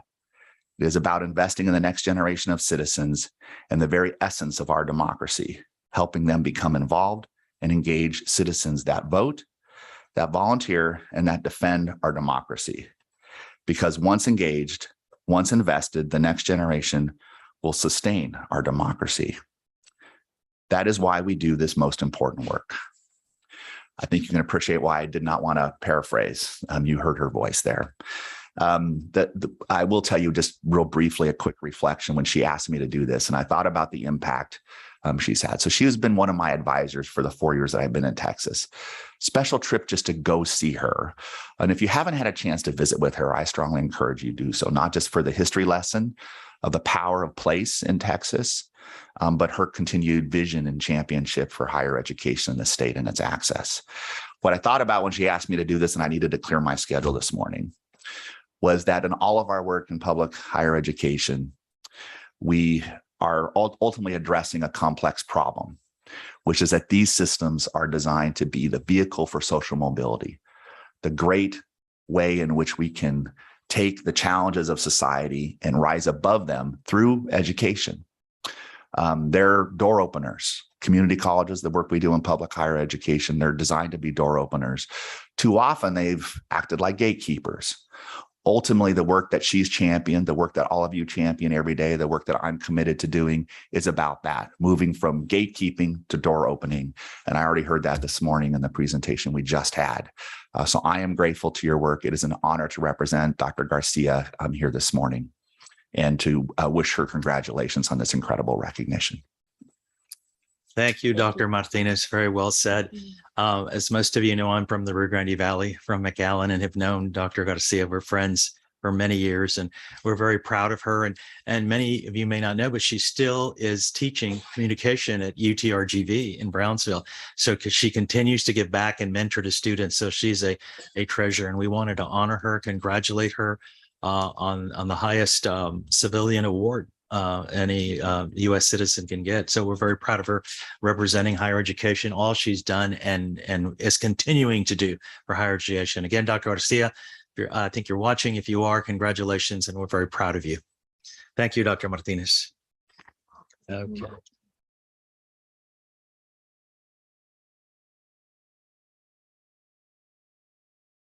Okay, we're moving on to agenda item 7B is an update on building a talent strong Texas. How appropriate to continue this topic, going along with the segue that we're talking about here. Melissa Henderson, welcome. She's the Chief of Staff for the agency, as well as Associate Commissioner of Strategic Partnerships. Will provide this update and be available for questions. Ms. Henderson. Good morning, Chairman and members. My name is Melissa Henderson. I serve as Chief of Staff and Executive Director of the Texas Higher Education Foundation. This morning, I'll be giving you a brief update on where we are with the rollout of the Building a Talent Strong Texas plan. So since our last update in July, during which we shared baseline data for each of the goals, we've continued our stakeholder engagement work that has underpinned all of this initiative with institutional leaders across the state, particularly around the credentials of value and student debt measures. Over the last few months, we've begun sharing institutional level data visualizations for each of these measures with presidents, chancellors, and institutional research leads, and anticipate that we will have shared that data with all public 2- and 4-year institutions before the end of the calendar year. We are also planning to host a series of virtual and in-person sessions for institutional researchers to better understand the methodologies that underline the credentials of value and student debt measures in particular. Additionally, we anticipate launching the public data portal in the spring, through which dashboards will ultimately be available for these measures, providing greater visibility to a variety of stakeholders. Alongside this work, institutional dashboards will also be available through our privileged data portal when that launches next spring as well, and will provide an ongoing place to provide this information to institutions. We're also finalizing a longer form reference guide version of the plan that will include methodological information for each of the measures, and anticipate being able to share that with you and other stakeholders soon. This is an exciting time for this work, and we look forward to continue keeping you closely apprised as we move forward. Commissioner, anything you would add? No, this picks up, just to underline, this picks up on our earlier conversation about making sure that we've got timely and actionable data available where, we're primarily focused on making that data available in ways that can help inform decisions within the institution. So I really appreciate the team's work. I've said before, this was one of the issues that we talked about, I think, in my job interview about why I would want to work at the coordinating board. Because we've incredible data resources. We're a year ahead of where I might have expected we'd be with this work now because of the hard work of our team, the investments from philanthropy, and the commitment of resources from the governor and the legislature. So very excited about this next phase of the work. Great. Members, any questions for Ms. Henderson or the commissioner on this particular item? Hearing none. Thank you very much, Ms. Henderson. Thank you. Agenda item 7C is an update on the Texas transfer initiatives. Dr. David Troutman, and who's our Deputy Commissioner for Academic Affairs and Innovation, and Elizabeth Mayer, Assistant Commissioner for Academic and Health Affairs, will present this item and be available for questions. Dr. Troutman. We're just getting him introduced to this, to you all. Okay, Ms. Mayor. Here for moral support. You're a good team. Okay, so I presented on the Transfer 22 report yesterday. So I'm just going to give you an update about where we are on the Texas Transfer Framework. Yeah. So I think the commissioner did make a comment about this earlier. We are very, very excited, I think, about the progress that we've made so far. So you'll see 10 fields of study listed, and you can kind of see where we are with each one. So for business administration and criminal justice, those are completely approved and are in the process of being implemented at the institutions. Sociology, social work, and political science. So those have been approved by the Texas Transfer Advisory Committee, and we are currently in the process of about to send out the survey for the directed electives from the universities to get those. And then hopefully that will just take, a couple of weeks for us to collect all of those from the institutions. And after that happens, the entire revised fields of study for sociology, social work, and political science will go to the commissioner for a review and final approval. And then psychology met earlier a couple of months ago and has a recommended fields of study. And then biology was completed last month. And then I'm excited to say that actually nursing was completed 2 weeks ago. So the nursing faculty came together and developed a revised fields of study. And then next week, we will be pulling together the exercise science or kinesiology group, and we'll, depending on that outcome, we'll potentially have that done by in the next couple of weeks. And then for education, education is a little bit more complicated because of the certifications required.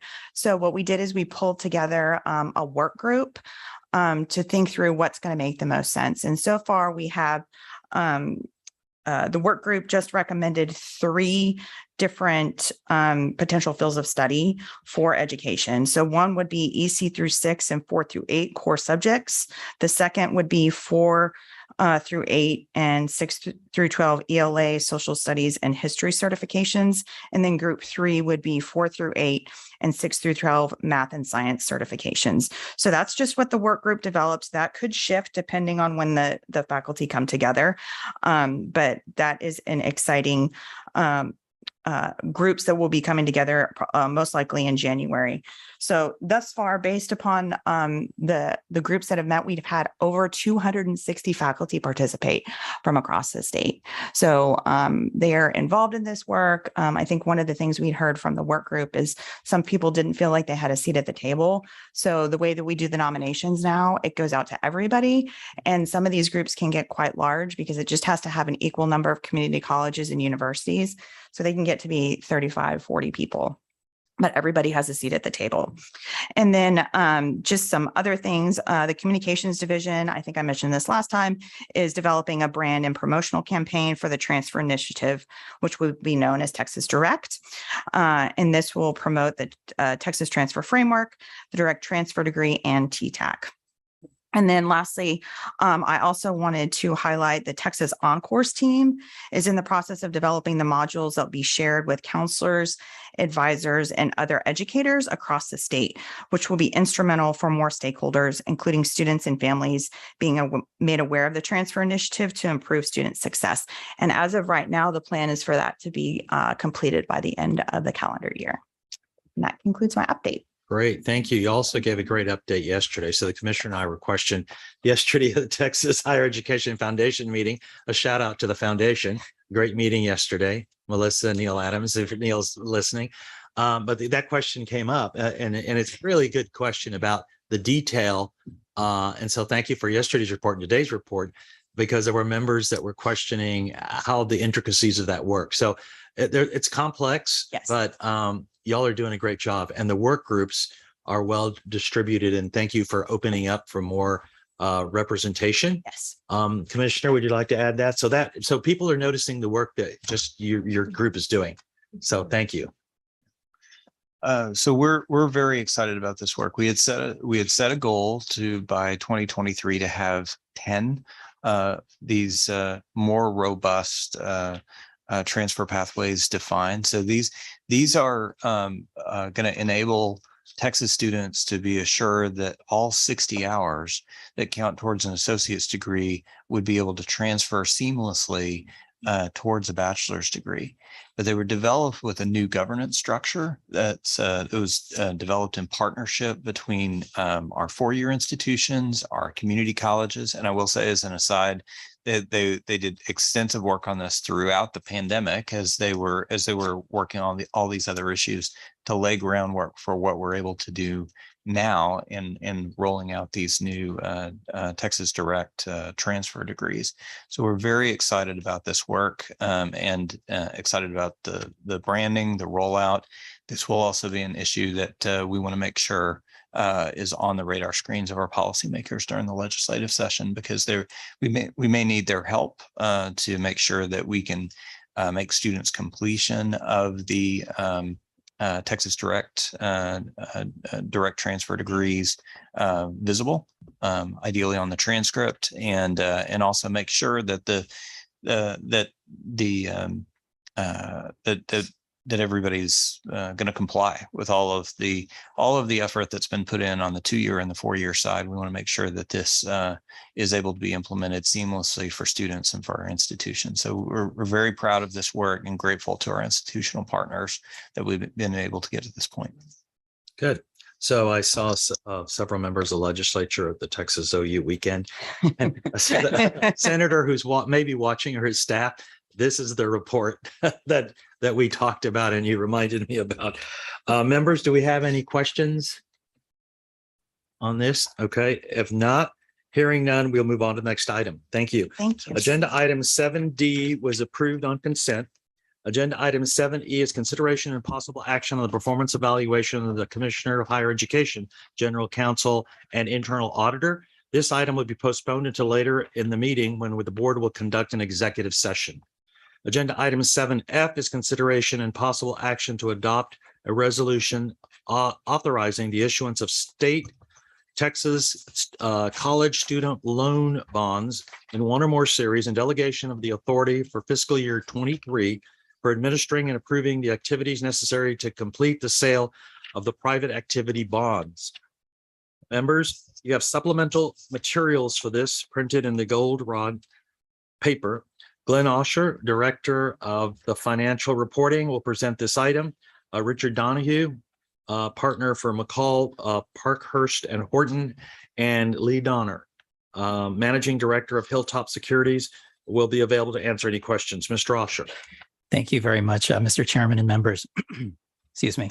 My name is Glenn Osher. I'm the Director of Financial Accounting, Reporting, and Budgeting at the agency. I've worked many years with Ken Martin, our retired CFO, on bond sales over the years, and my team oversees the bond portfolio for the agency. Just to reiterate, everyone should be looking at the goldenrod page. The only change on that was there was the approved amount change from 249 million to 268.9 million. So the agency issues tax-exempt private activity bonds every year to fund student loans for the following academic year. And so we are requesting your approval to issue up to $268.9 million of private activity bonds in fiscal year 2023 to fund college access loans to eligible college students under the Texas Education Code, Chapter 52, Subchapter C, and to also issue refund the 2013B bond series. Of the $268.9 million, $200 million is for new money bonds, and $68.9 million is for the 2013B refunding. And so for board members or others that aren't too familiar with what a bond refunding is, it's similar to refinancing a mortgage on a house. And so essentially, or basically, you're paying off old debt that has a high interest rate, and you're swapping it with new debt that carries a lower interest rate. And so the differential between those interest rates yield a cash flow savings. And so that's kind of what you want to do with the refunding. So with the 2013B refunding, we will only go to market if interest rates in the municipal debt market are favorable at the time of sale. So I have with me Mr. Richard Donahue from McCall Parkhurst and Horton. He represents the agency's bond counsel. And I also have with me Mr. Lee Donner, Managing Director of Hilltop Securities, and he represents the agency's financial advisors. So Mr. Donahue is going to talk about specifics of the bond resolution, as well as the delegation of authority. And then Mr. Donner is going to talk about market aspects of the sale. So Mr. Donahue. Yes. Thank you, Lynn. For the record, I'm Richard Donahue, a partner with the law firm of McCall, Parkhurst and Horton. It's been our great pleasure to serve as bond counsel for the coordinating board personally since 2012. And the resolution that you have before you in your packets is the official action of the board authorizing the sale of the bonds. This resolution is substantially similar to the form that the board has adopted in prior years. This is the board's annual action that delegates the authority to price the bonds that Mr. Osher discussed, the $200 million, up to $200 million of new money bonds, and the potential refunding of the 2013 Bs up to $68.875 million. The resolution delegates the authority to set the final pricing terms to either the commissioner or the CFO, which is the procedure we've used in the past. It allows you to price bonds not around a regular board meeting, it gives you the flexibility to look for the best interest rates and the timing that best fits the market and the board's financial interests. In order to sell these bonds, finally price them, there's certain parameters that have to be met. For the refunding, it must generate a net present value savings. So the refunding doesn't go forward unless it saves the board money. And for the new money bonds, there's you're going to be required to only go up to that $200 million cap. There's no additional bonds can be issued without additional approvals. We will. If you know it's a process, as part of this process, we're authorized on the resolution to take the bond applications to the bond review board in order to receive volume cap as well as the approval to issue the bonds. And we'll work with you on your behalf to do those, as well as to conduct required hearings under the tax code. And ultimately, we take the bonds to the Attorney General's office for their approval. This delegation under the resolution lasts for up to 1 year. It's the maximum allowed under state law. Typically, your bond sales have priced in the past between the May to July timeframe. And that's we'll work with your financial advisor and the folks at the coordinating board to make sure that we have the time frame and schedule fully fleshed out. We usually do that by having multiple calls, and then so it's a very involved process that your staff has worked very diligently on. So there's a lot of coordination that goes on there. The resolution also authorizes the bonds to be sold by either a competitive sale or a negotiated sale. The competitive sales where we go out in the market and take bids on the morning, and we don't know which underwriting firm wins based on whoever gets the lowest bid. That is the approach the board has typically used over the last 12 to 13 years or so. We do have the authority in there to do negotiated sale in case the market does strange things. The last time the board did that was back during the Great Recession, when there was a lot of market turmoil. So if it's easier to work with one underwriter to go out and sell the bonds in the market, that is an option under the resolution as well. The bonds will be issued as general obligation bonds of the state. They have the state GO pledge pursuant to the Constitution and Chapter 52 of the Education Code, but the bonds are primarily paid first and foremost from student loan repayments. I'm happy to go into any more detail if I'll answer any questions if there are any. I think we could then go to Mr. Donner, talk about market aspects. Good morning. My name is Lee Donner. I'm Senior Managing Director with Hilltop Securities. We've had the pleasure of being your financial advisor for quite a few years. I've led that effort since about 2000. Behind me is my associate and partner, Tim Webb. Between the two of us, we run the student loan financial advisory practice at Hilltop Securities. Market conditions are volatile, to say the least. We've seen a year of the highest level of market volatility that we've seen since probably the Great Recessions when it started in 2008 and 2009. The Treasury curve, for example, is inverted from 1 year all the way out to 10 years. Now, what that's saying is investors believe that rates are going to perhaps increase for a while longer, but then decline. Are they right? Are investors right? Is the market right? Have no idea. Predicting interest rates, very dangerous game that we don't engage in as your financial advisor. The market conditions at the time you go to market could be very different than they are right now. The last 10 years, you've issued in a very stable, very low interest rate environment. We could be back to that by the time you issue. We might be in a still volatile environment. The important thing for you to remember is what your bond counsel just mentioned is these bonds are issued as state of Texas general obligation bonds. You're the only student loan provider, state agency, or 501c3 in the entire nation that enjoys that state GO pledge behind your student loan bonds. And that gives you a market access and acceptance and interest rate outcome that no one else in the country enjoys. So no matter how volatile the market is, you're likely to be well received. As Richard mentioned, back in 2010, in the midst of the financial crisis, you chose to do a negotiated underwriting. Typically, you issue through competitive bid because your bonds are so well received. AAA, State of Texas, GO, and generally you have anywhere from 5 to 8 underwriting firms bidding for your bonds in a competitive bid offering. But the resolution authorizes you, if market conditions demand it, to go to negotiated underwriting like you did in 2010. So we're prepared for any contingency. With respect to the refunding, Glenn asked that we run a preliminary refunding analysis. We did so using interest rates as of October 14th, fairly recent. They've moved since then. I'm sure they move daily. But the analysis that we ran at that time using October 14th rates showed a gross debt service savings if you'd been issuing on the 14th of about $1.1 million. On a net present value basis, that was $970,000, just under $1 million.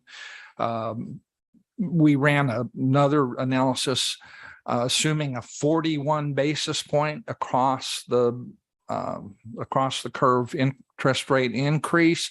And with that 41 basis point increase, it's essentially a wash. There's no savings. So that gives you some sense of the interest rate environment within which it would be practical or beneficial to do refunding. So again, like the method of sale, the choice as to whether or not to refund would be driven by the economics as we approach the sale date or a scheduled sale date. These are private activity bonds, as bond counsel mentioned, so they cannot be advance refunded. They can't be refunded more than 90 days prior to the maturity date of the call date, which is August 1. So you've got a May, June, July window within which the refunding could be executed. And as we approach that window, we'll be analyzing the savings on a regular basis. With that, I'll be happy to answer any questions. So I have a question on, you mentioned negotiated and the competitive, and it was 2011, went from negotiated to competitive. Where we started in 2012, you said, Mr. Donahue, right? That's my personal experience, but my firm is longer. You know, when you look at the chart, the big difference when we go from negotiated to competitive, then all of a sudden there was a huge change. Do we know the history of that? That's because you went to the negotiated underwriting because of the market chaos that we were experiencing behind the financial crisis. You went back to competitive bid as soon as the market stabilized enough to allow that. And the results you're seeing there are market change, not It's not really driven by the Fine. change of sale methodology. Okay. You change sale methodology out of necessity to deal with the market chaos at the time. As soon as that chaos and volatility stabilized, you went back to your standard competitive bid methodology. And rates declined quite quickly and have been stable ever since. And that's why you see that dramatic change. Yeah. Okay. Thank you. Makes sense. Yeah. Yeah. I have a question. Yeah, what was the October 14th rate? If we were to have sold then, what rate did you put? Hang on, I can give you those. Well, it's a range of rates because we're looking at maturities, serial maturities from 2024 through 2030. And at the time we did this, the 2024 would have been a 5% coupon sold at a premium to yield 328. And the 2030 maturity was also a 5% coupon sold at a premium to yield 346. So from 24 through 30, the range was from 328 to 346. So if I look at your chart here, 2021 B bonds were sold at 1.39. Is that, and so it's 1.39 is now 3.46. Yeah, that's tick. And the tick on what I just gave you was 358. So yes, we've moved from a 139 tick on your last transaction to a 358. Yeah, 358. Yeah, so volatile may be an understatement. Yes, I use the word advisedly. Yes. And then last question on you're projecting to finance 68.9 million of the 2013 B bonds. The original sale was 127 million. Is that the unpaid balance? Yes. Or that's just what's called? That's what's left. So it's a balloon in August. I take it back. That's all but the 2023 the 2023 maturity. It would make no sense to refund the 2023 maturity in July of 2023. Right. So Yeah. it's the 24, it's everything other that's still outstanding on that series other than the 2020. So we paid it down that much. Yes. In the last 10 years. Got it. Thanks. You typically sell them as serial bonds. And you've been paying those bonds off. I think your first maturity on series 2013 would have been August of 2015. So you've been paying them down ever since 2015. So if you had 41 basis points to 3.46, then that if we read the paper, it goes to 3.8, then we're break even. Got it. And you could, if you believe the treasury curve, which is inverted all the way from one year to 10 years, if you believe the treasury curve, it's going to go up some more and then it's going to start going down, but who knows?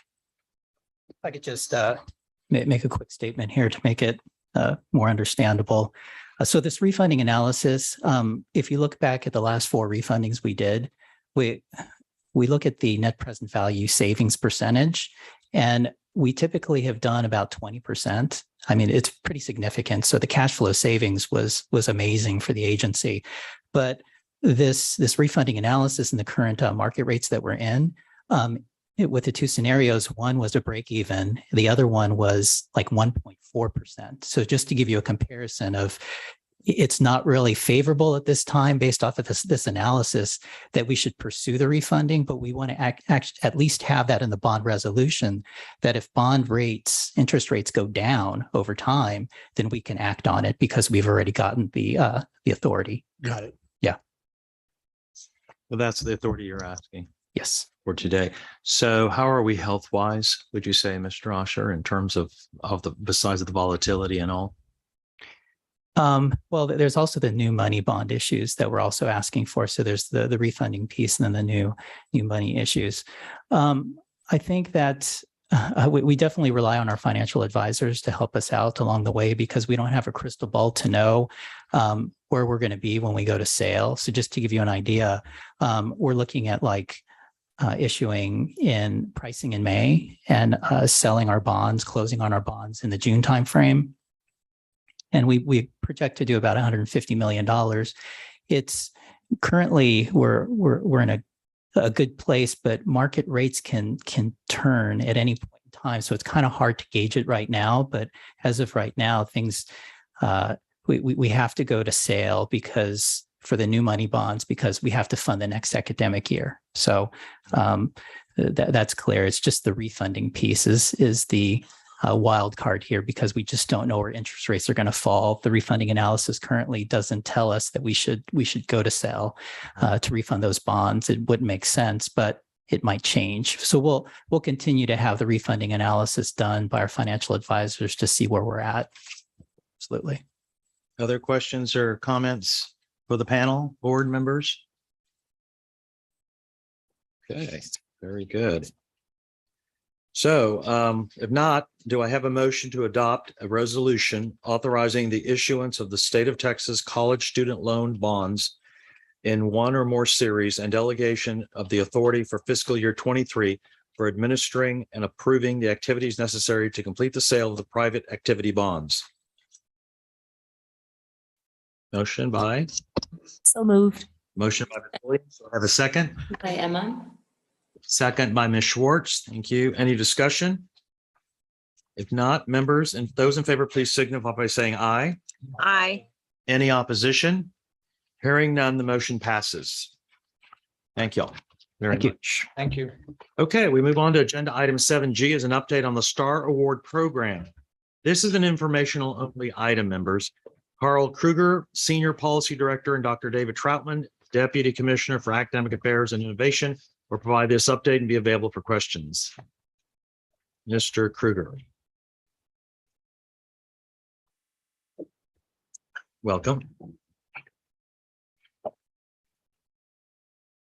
Hello, good morning. My name is Carl Kruger. I am a Senior Policy Director in the Academic Affairs Division along with David, and we're here to give you a brief update on the 2022 STAR Awards. For the past 20 years, over 2 decades, the Texas Higher Education STAR Awards have recognized institutions for their exceptional contributions to statewide higher education goals. This year's recipients were peer nominated, and they were nominated for their outstanding contributions to the Building a Talent Strong Texas plan. In scoring the applications that came in from across the state, an internal review committee considered 4 basic criteria. The effective implementation, how effective was an institution in developing and implementing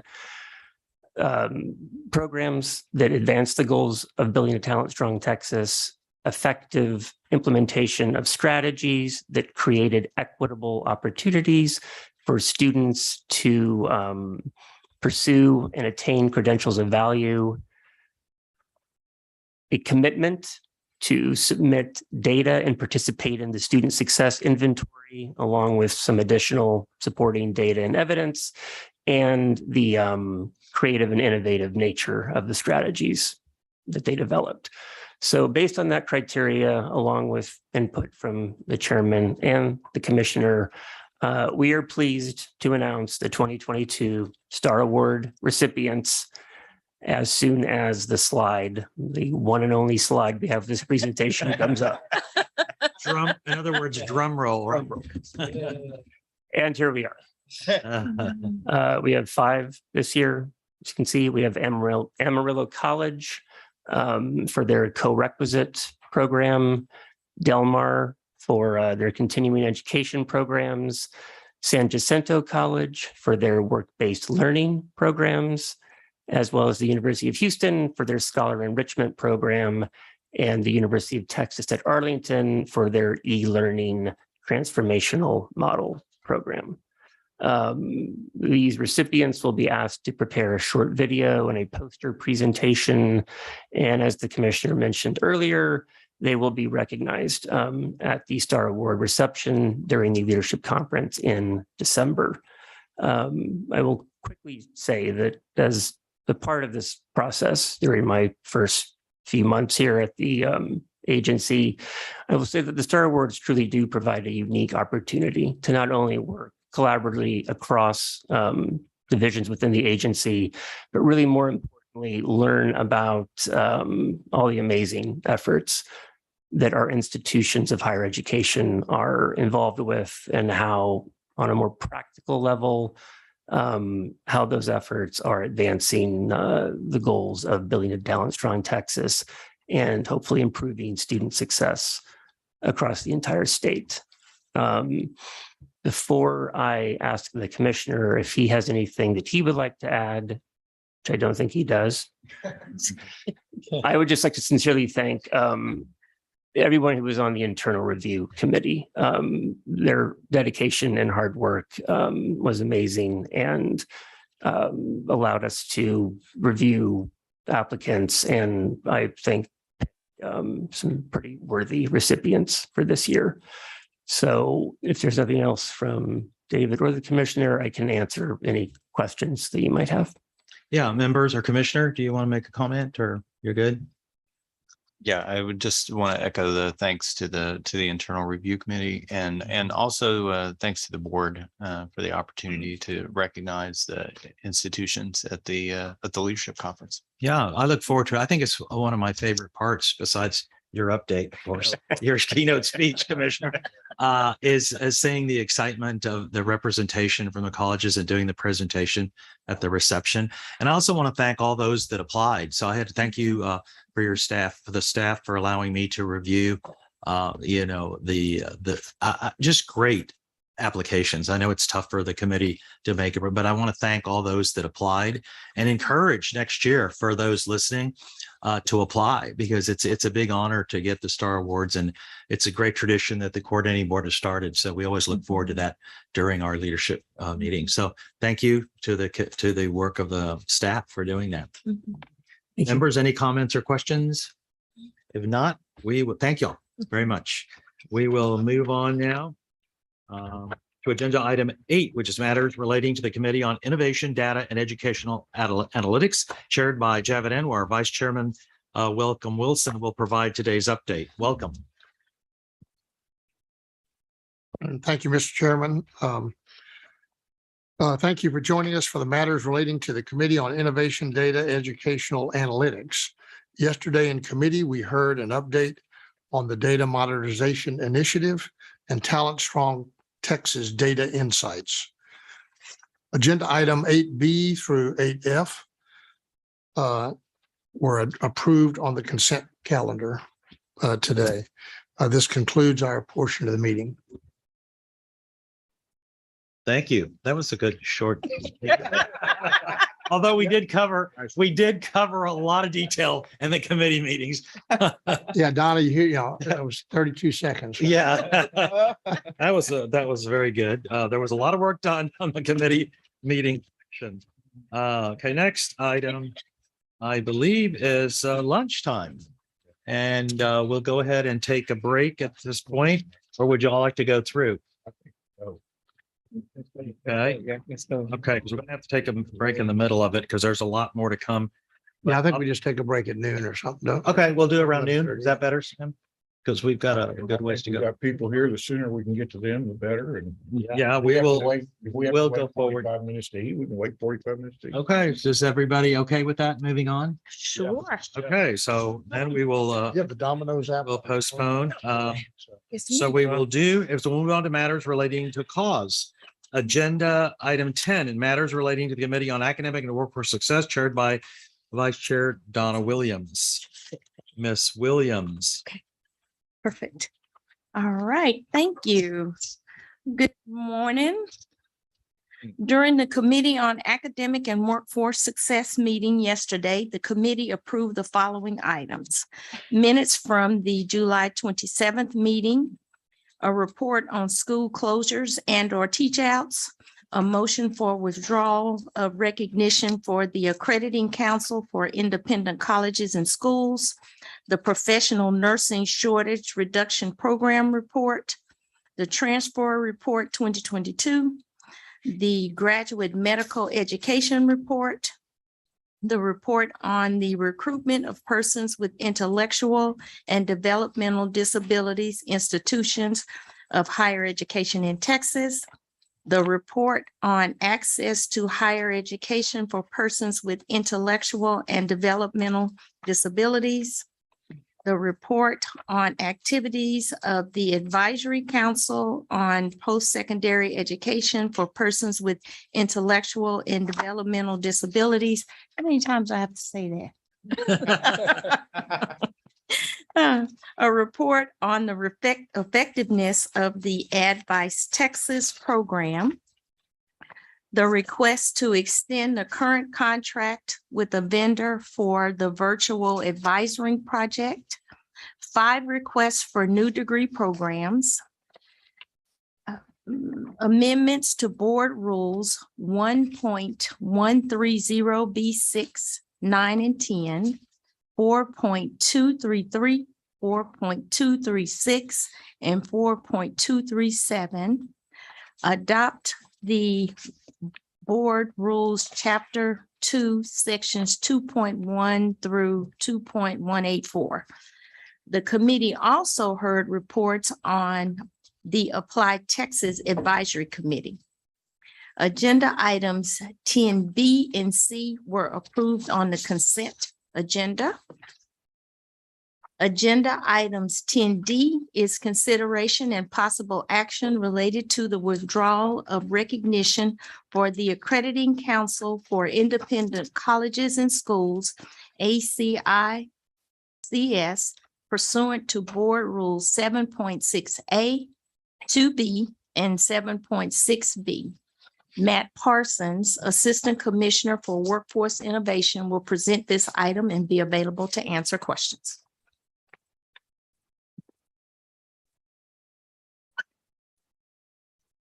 Good morning, Chair and board members. My name is Matt Parson. I am the Assistant Commissioner for Workforce Innovation, and I will be presenting this item on behalf of Dr. Tina Jackson, the Assistant Commissioner for Workforce Education. This agenda item provides history on the Accrediting Council for Independent Colleges and Schools, or ACICS. The institutional accreditor has lost their U.S. Department of Education recognition, and the board is requested to approve the recommendation to withdraw the coordinating board's recognition for ACICS pursuant to board rules 7.6, A2B, and 7.6B. To be eligible for recognition, the institutional accreditor is required to have a recognition by the United States Department of Education as an accrediting agency authorized to accredit educational institutions that offer the associate degree or higher. Accrediting agencies must have continued recognition by the Department of Education. Loss of such recognition automatically results in a loss of the coordinating board's recognition. Section 7.6B outlines the process through which the board may withdraw the recognition. And I'll give you a brief history. The Accrediting Council for Independent Colleges and Schools has been recognized by the coordinating board since July 24th of 2008. ACICS first lost U.S. Department of Education recognition in 2016. ACICS immediately filed a legal action. Due to this pending action, their board recognition was continued. ACICS accredited institutions were provisionally approved by both the Department of Education and the coordinating board. The Department of Education provisionally allowed continued federal student financial aid. The coordinating board also issued provisional certificates of authorization, which allowed the institutions time to find alternative accreditation. Following the lawsuits against the Department of Education, recognition of ACICS was reinstated in 2018. On August 19th, 2022, the department once again terminated the ACICS's federal recognition. The department found that they failed to comply with federal recognition criteria, including monitoring of compliance of institutions and inadequate administrative capability. This loss of federal recognition on August 19th, 2022 automatically triggered the loss from the coordinating board's recognition once more. Due to this loss of recognition by the United States Department of Education as an accrediting agency, the coordinating board staff recommends formal withdrawal of coordinating board recognition of ACICS as an institutional accreditor, which may accredit institutions located in Texas. ACICS will be notified of the formal withdrawal and may appeal the decision. However, the The accreditor has announced that it will not appeal the Department of Education's decision and will cease accreditation operations no later than March 1st, 2024. Coordinating board staff also recommends setting a provisional period of authorization for Texas Health and Science University, the one Texas institution with this such accreditation, to allow them to seek alternative institutional accreditation. This institution will continue to be accredited through March of 2024. For Title IV purposes, the department gives an 18-month provisional period so students don't lose their financial aid. The Texas Health and Science University is already in the process of applying with their programmatic accreditor, the Accreditation Commission for Acupunctural and Herbal Medicine. The school will be conducting a teach-out. ACAHM is a coordinating board recognized accreditor, so the change in accreditation would be administrative once we get their approval. This concludes my report. Any questions for Mr. Parsons? I have a question. Do we know how many students are actually in the program? We do not know. We can certainly find out. Okay. Yeah. Okay. And we are confident that they will, once they graduate, they will have an accredited degree. Yes, ma'am. Okay. Yes, ma'am. Okay. All righty. Hearing no other questions, do I have a motion for withdrawal of recognition for the Accrediting Council for Independent Colleges and Schools, ACICS, pursuant to Board Rules 7.6A 2B and 7.6B? I have a motion made by Sam Torn. May I have a second? Second. Seconded by Daniel Wong. Is there any discussion? Hearing none, all in favor say aye. Aye. Any opposed? Motion passes. Thank you.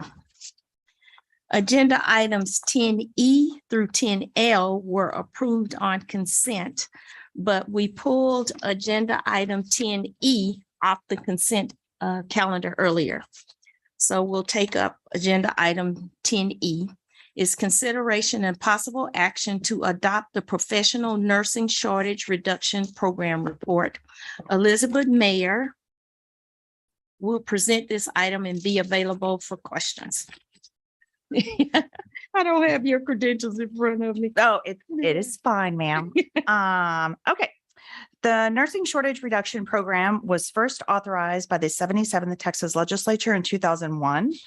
Which found that Texas is experiencing a significant shortage in the registered nurses it needs, and that it is necessary to increase the number of registered nurses in the state to protect the health, safety, and welfare of the public. NSRP provides grants to nursing education programs at Texas public and private nonprofit institutions of higher education to increase the number of licensed nurses through investments in enrolling, retraining, and graduating nurses. The General Appropriations Act requires the coordinating board to confer with higher education nursing programs and the Texas Nurses Association on how metrics relating to the quality of nursing programs should be incorporated into the Nursing Shortage Reduction Program. So that's what this report is. It's identifying the findings, which were based upon a survey that we conducted, and we had 118 responses. So while we're reviewing the survey responses, the coordinating board staff observed that a majority of the institutions would prefer to have metrics related to program quality incorporated into the NSRP allotment formula. So the proposed quality metrics included retention rates, which indicate how well a program does at keeping their students, graduation rates, which show how successful students are in completing the program, certification pass rates, which indicate how successful students are in obtaining state licensure after graduation, and or job placement rates, which show how many licensed graduates obtain employment as nurses. In addition to these, we also have in the report the recommendations from the Texas Nurses Association, which were primarily based upon a different weighting for the program. And this report will go to the legislature. Is that the letter you read for us? Yeah, Madam Chair, that's Yes. exactly, you're reading my mind. I was just going to remember, I'm sure y'all are on top of everything we're doing, right? You recall that this was the public testimony written letter that I wrote for Mr. Frazee.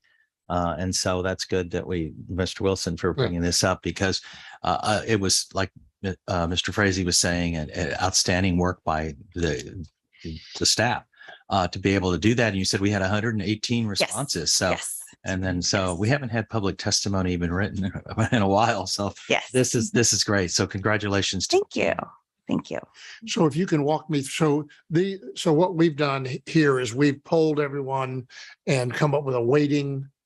Yeah. So currently So this is going to overlay, but the money will come from the next session. Is that how it works? That we come up with a weighting, legislature decides how much money to appropriate to the nursing shortage reduction program? So the weighting currently exists, and this is just providing different options. They just were interested in what other potential metrics could be looked at.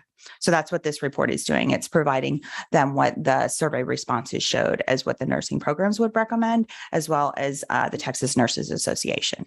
But then the grants that they give, those are predetermined, or that's going to be coming up in the next session? Yes. So the total amount is, so the last two fiscal years, it's been 9.4 million. And so it just depends on the weights are determined. Like if you have, if it's a pre-licensure program, there's, I think it's 0.5. I'd have to go back and look at the specific weights, but it is basically asking, do those still continue to make sense? But that amount could be increased in the next Correct. session? Correct.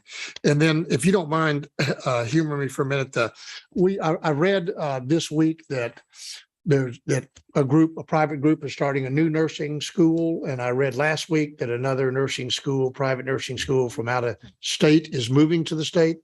Do we have any say or authority over any of those programs, especially, let's say they're not accredited by the nursing associate, Right. Do we have any weight or say over that, or can they just come and do their thing? So for the public institutions, that would come through us. And currently there are 109 institutions that are eligible for this, and those are public and private, and those are approved by the Texas Board of Nursing. So any public institutions that are proposing a nursing program would come through us.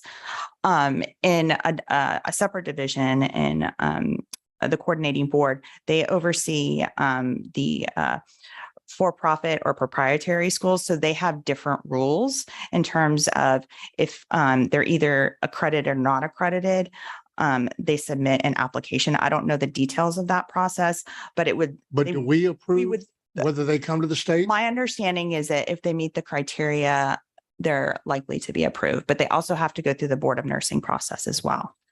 Right. I guess my concern is just the quality of the program and percentage pass rates. I mean, I like your quality, retention rates, pass, because some programs have a lot lower pass rates. So it's not a good value for the average. And those schools are not eligible for this program. So if they're coming in from out of. Yeah. Now I'm not talking about eligible for this program. Right. You're just talking about coming into the state in general. Every week there seems to be, which means yes, we obviously are growing here in the state and we're fertile ground, and they're coming from less fertile ground. So yes. Do you know if, Commissioner, do we have private nursing schools that come, or programs that come to the state? Do we have any say or weight on that at all, or no? Well, we wouldn't, or if they're seeking certificates of Authority or search, correct. But again, like this particular program, they wouldn't be eligible for those funds. Right. So they would have to come to the board for certificate of For authority. for this. Certificate of authority. But in general, they can come and we just read about it. Well, there's different criteria depending on whether they're accredited or not. Right. And so for institutions that are accredited, then we would have pretty limited. It's sort of an automatic process to say that they're. Yeah. So there's a box. If they fit in the box, then they're already in. If they're not, they come to us or no. Yeah, they would have to. Then they would have to come to us to get permission to operate. Because it seems to me that we ought to recommend beefing up this reduction program so that the nursing schools we have here in the state can expand and improve. If there is, obviously there's a market since everybody's coming in from. So we ought to figure out how to make ourselves better. Great. Thank you very much. Any additional questions? If not, do I have a motion to adopt the Professional Nursing Shortage Reduction Program Report? I have a motion made by Malcolm Wilson. May I have a second? Seconded by Daniel Wong. Is there any discussion? Hearing none, all in favor say aye. Aye. Aye. Any opposed? Motion passes. Okay, we will move on to agenda item 10M. Is consideration and possible action to adopt the request to extend the current contract with a vendor for the virtual advising project, ADVI. Molly Gully, Senior Director of Advertising Strategy, will present this item and be available to answer questions. Hi, Ms. Gully. Good morning. It's nice to see you all again. As we discussed yesterday, we are requesting approval to expend up to $900,000 for a third year of implementation and enhancement of the virtual advising project. As you will remember, ADVI is our virtual chatbot powered by AI and a team of highly trained college and career advisors. Continuation of this contract will enable the class of 2023 to receive support through their senior year and will allow the project to expand support to additional populations and initiatives like Advise Texas and My Texas Future. Please let me know if you need me to repeat anything from yesterday to refresh your memory. Members, any questions? All right, hearing none. Do I have a motion to adopt the request to extend the current contract with the vendor for the virtual advising project, ADVI? So May moved. I have a motion by Fred Frias. May I have a second? Second. Seconded by Sam Torn. Is there any discussion? Hearing none, all in favor say aye. Aye. Any motion passes. Thank you. Agenda item 10M was approved on consent. Agenda item 1001 is consideration and possible action to approve the request from Angelo State University for a Doctor of Education in Transformative Leadership. Dr. Scarlett Klaus. And she's the Dean of Education, Dean College of Education, and Dr. Kim Livingood, Chair Department of Curriculum and Instruction, and Don Topliff, Vice President of Academic Affairs and Provost, are available to answer questions. Elizabeth Mayer will present this item and be available to answer questions. Before you get into that, may I suggest, since I'm presuming people have traveled here for all these presentations, that we postpone lunch until after all 5 of these presentations? Okay, Yeah. I'm good with that. Yeah, we're not to that point yet, but we're moving on. Yes. So we can hear all 5 of them. Yes. Yes. Okay. That's the plan. Yeah. That's it.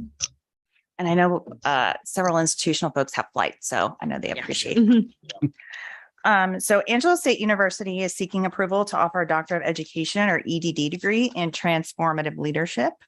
The proposed online program would require 60 semester credit hours beyond a master's degree beginning in spring of 2023. The proposed program would focus on organizational leadership and is designed for working professionals interested in pursuing high-level leadership and management positions within their field. I don't know if you want to have that. Thank you, Madam Chair. I'm Don Topliff. I have the privilege of serving as the Provost and Vice President for Academic Affairs at Angelo State University. And we're very pleased to bring this proposal before the board. I'll give you a little background on the Department of Curriculum and Instruction, where this program will reside.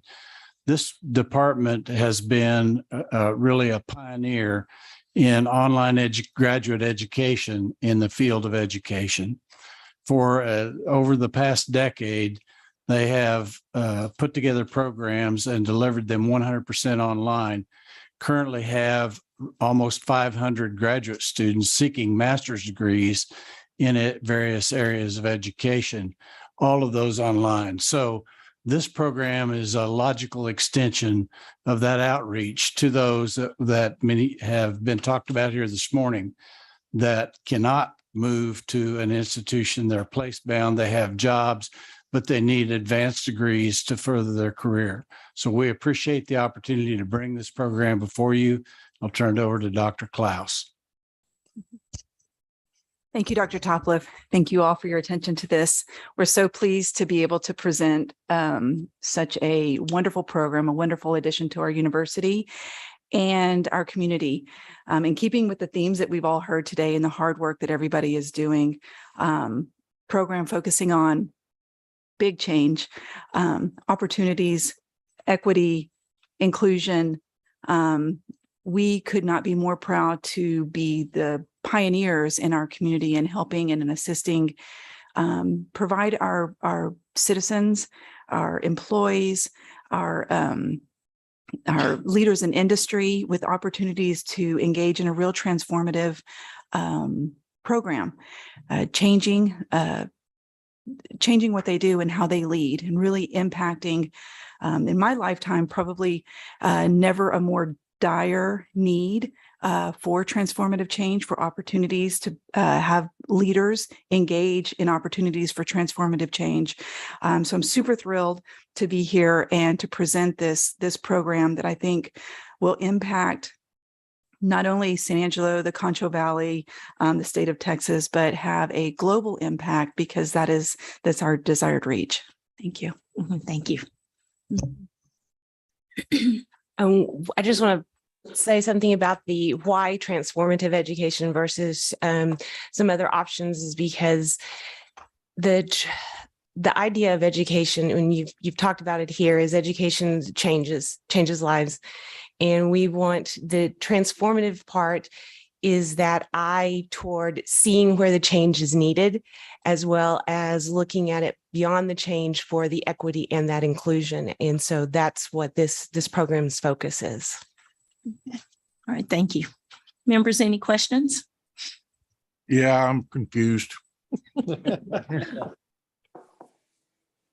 You guys use the word transformative change multiple times. And then I thought I heard a definition of it. So I would really like to know how you're defining transformative change. Okay. Transformative, and we've had the same discussion. This program's been in planning for about 2 years now. And we discuss things such as transformative, transactional, transformational. And when we settled on transformative and that term, we are thinking of the program in itself as transformative. And we are building the capacity for transformational leaders to go out and be transformative. So when we talk about transformative, we're talking about big change, being agents for that big change. Does that help? Well, I'm all for big change, but I heard some restrictions or additional definition in what you define as big change. And what I want to know is, are those restrictions or additional definitions, is that the purpose of this program? The purpose of the program is multi-pronged, but to speak to the purpose that you're inferring to is the change. I think if I'm understanding what you're saying is the goal in being transformative is to tackle the barriers such as equity, opportunity, access, being those change agents for societal change. I'm not sure if that's answering what you're. Yeah. So my question is, as you're teaching transformative change and preparing what you are defining as transformational leaders, are you also requiring them or instructing them on what transformation includes? Absolutely. Absolutely, we are. So you are defining, for you to be a transformational leader, you have to believe these things. We don't define what they believe. We bring the individuals into the program with their beliefs. We provide opportunities to take their beliefs, expand upon that by providing them with opportunities to be good consumers of information, opportunities to look at other transformational leaders, looking at experiences, taking their beliefs, their strengths, marrying that with the robust curriculum that we have, and then letting them create their transformative Yeah, personality. my point is this, and to me, it's a very important point, is that, you know, everybody has a different set of values. And every one of those values should be respected. Sure. And to me, having a degree where you define their values, I'm totally not in favor of that. Sure. I am for a degree where you allow them to use their values to then go out in the world and help change, but according with their values, not with what you say their values should be. Absolutely. And with all due respect, just kind of mirroring what I just said, we take people where they are. We appreciate people where they are. Bring your gifts, bring your values, bring your beliefs, bring yourself, your true and most authentic self to our program. But the core of what our education offers is broadening horizons, opening up perspectives. What we believe in is the providing opportunities for growth through just being open-minded. Wherever that gets you as an individual, that's what gets you there. But absolutely, that's critical for what we believe in the College of Education is we bring everybody to the table with what they have, their gifts and their beliefs. But we would be remiss to say we're not going to open our education up to a multitude of perspectives and seminal works and research studies and practices and policies. So I get your point, very well taken. And that's, do y'all have anything to add on that one as well? We're not in the business of changing people's values. That's not our mission. Our mission is to take them, as Dr. Klaus said, where they are, and then to help them to take whatever gifts those might be and to go out in the world and be a change agent because of their education. Thank you.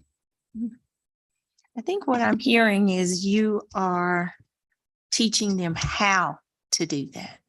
So taking what you have and how to move to the next, or how to be open to move to the next step. I think that's what I'm hearing.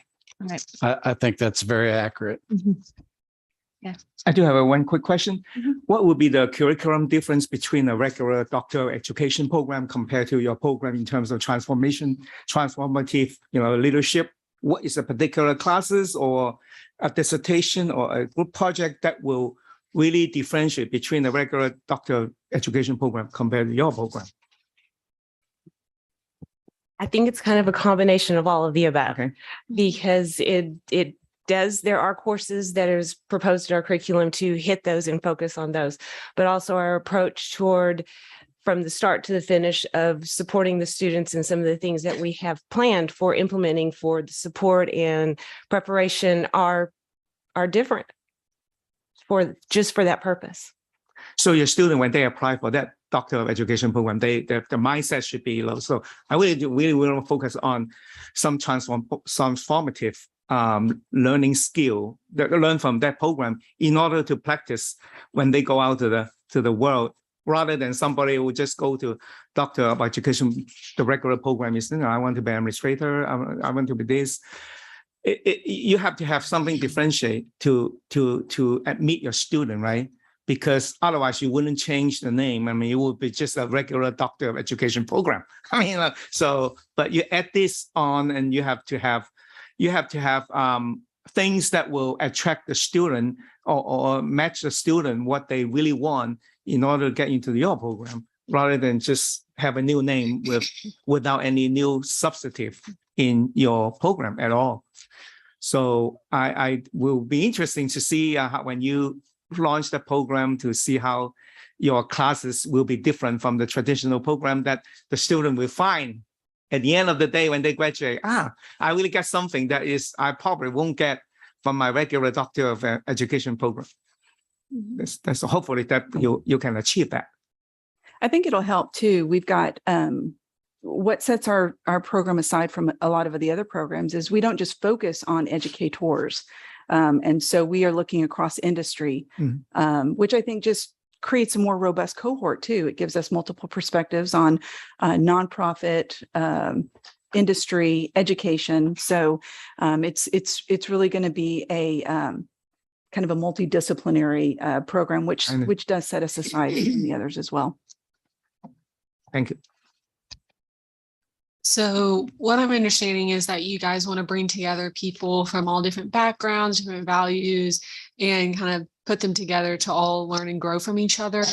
How do you plan on supporting or protecting students that have an unpopular opinion or something that's a little different, rocking the boat from the rest of the cohort, to make sure that everybody at the table feels confident and comfortable speaking their opinions and values? Thank you.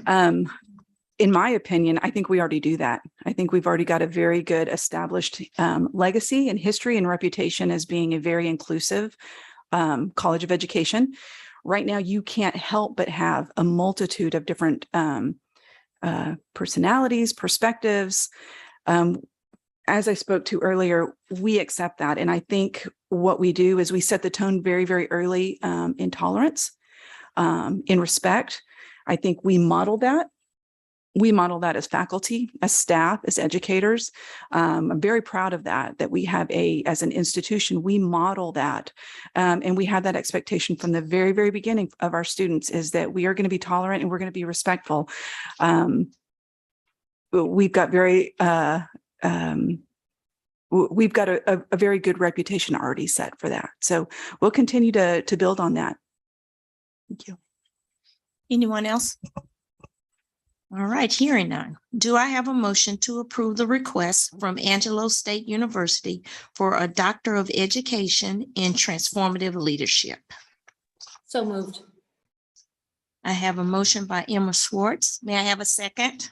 Second. Seconded by Fred Frias. Is there any discussion? Hearing none, all in favor say aye. Aye.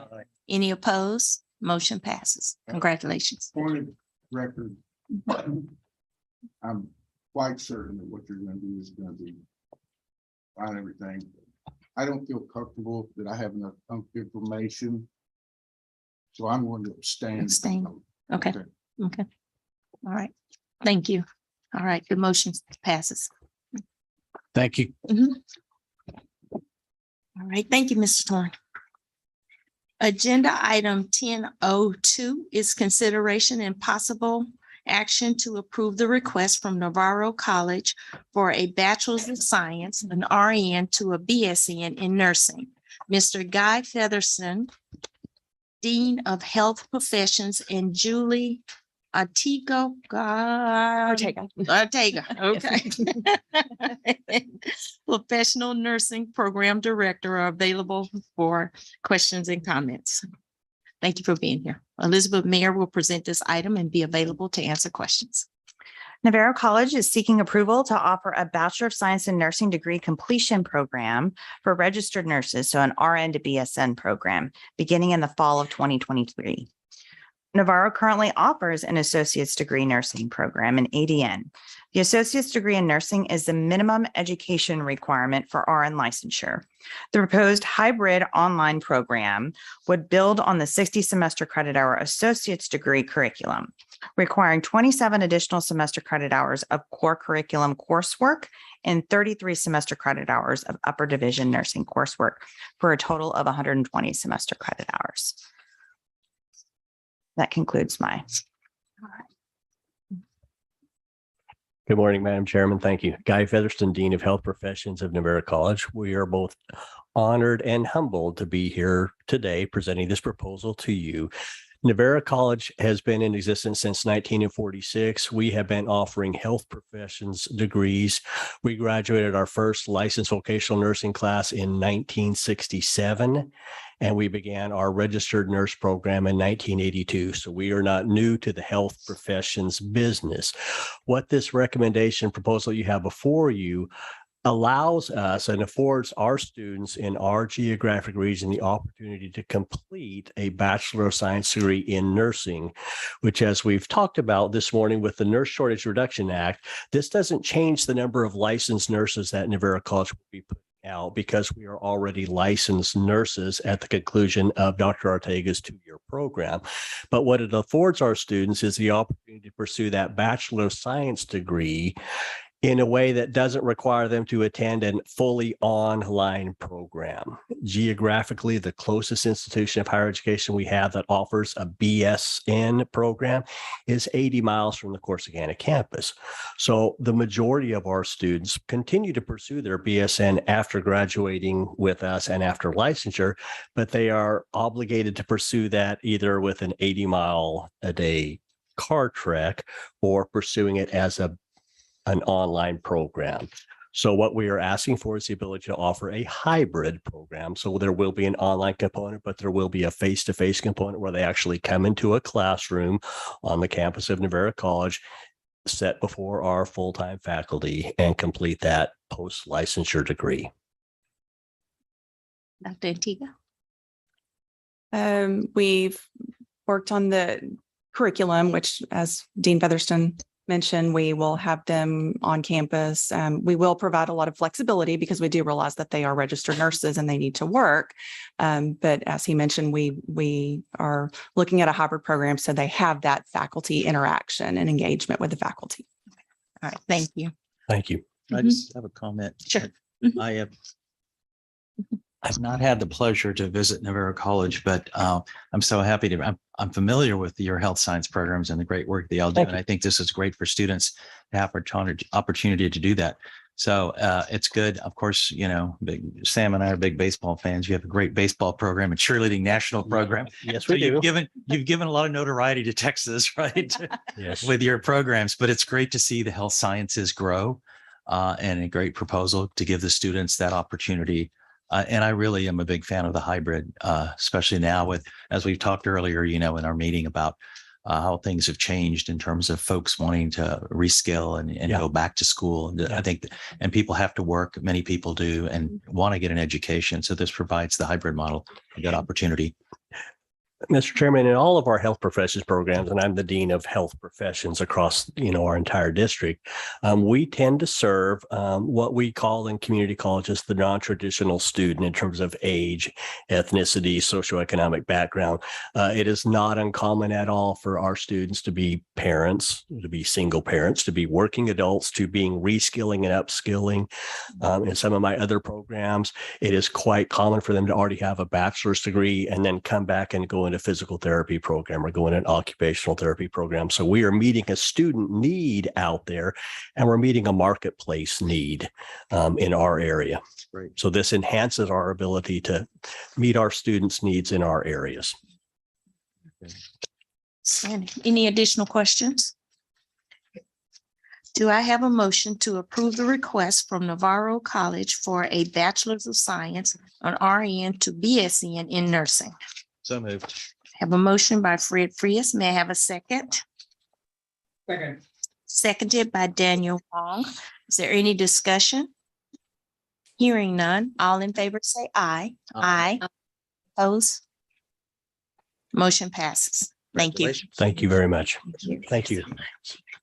Agenda item 1003 is consideration and possible action to approve the request from the University of Texas at El Paso for a Doctor of Philosophy in Sociology.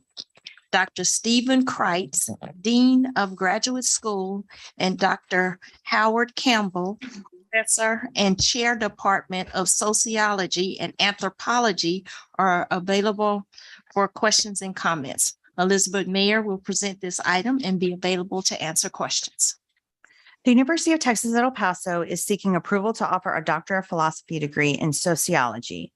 The proposed program would draw on the university's location along the U.S.-Mexico border to offer a transnational perspective on 3 areas of study: borders and mobility, culture and health, and environment and society. The proposed face-to-face program would require 61 semester credit hours beyond a bachelor's degree beginning in the fall of 2023. That concludes my remarks. So first to thank you, Madam Chairperson and the committee. I'm Steve Kreitz. I'm the Dean of the Graduate School. We're very pleased to present this to you.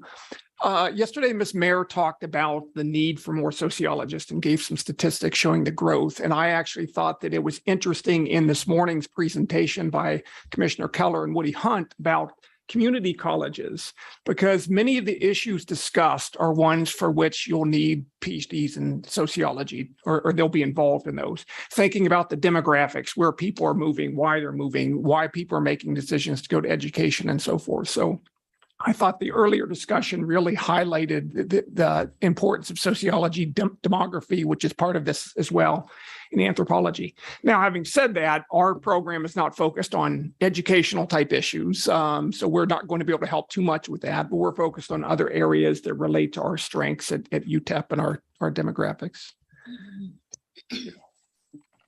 I have to say, it's a great honor to be here. We, in fact, spent 20 years working on this proposal. We had a lot of ups and downs just getting here. So being here is a tremendous accomplishment. I'm very thankful to the president of UTEP and Dr. Kreitz, the dean of the graduate school. We think it's really important to create doctoral programs on the border, and especially to serve the majority Latino population of the far West Texas. We're very lacking in these opportunities, and this is really a golden opportunity to do this.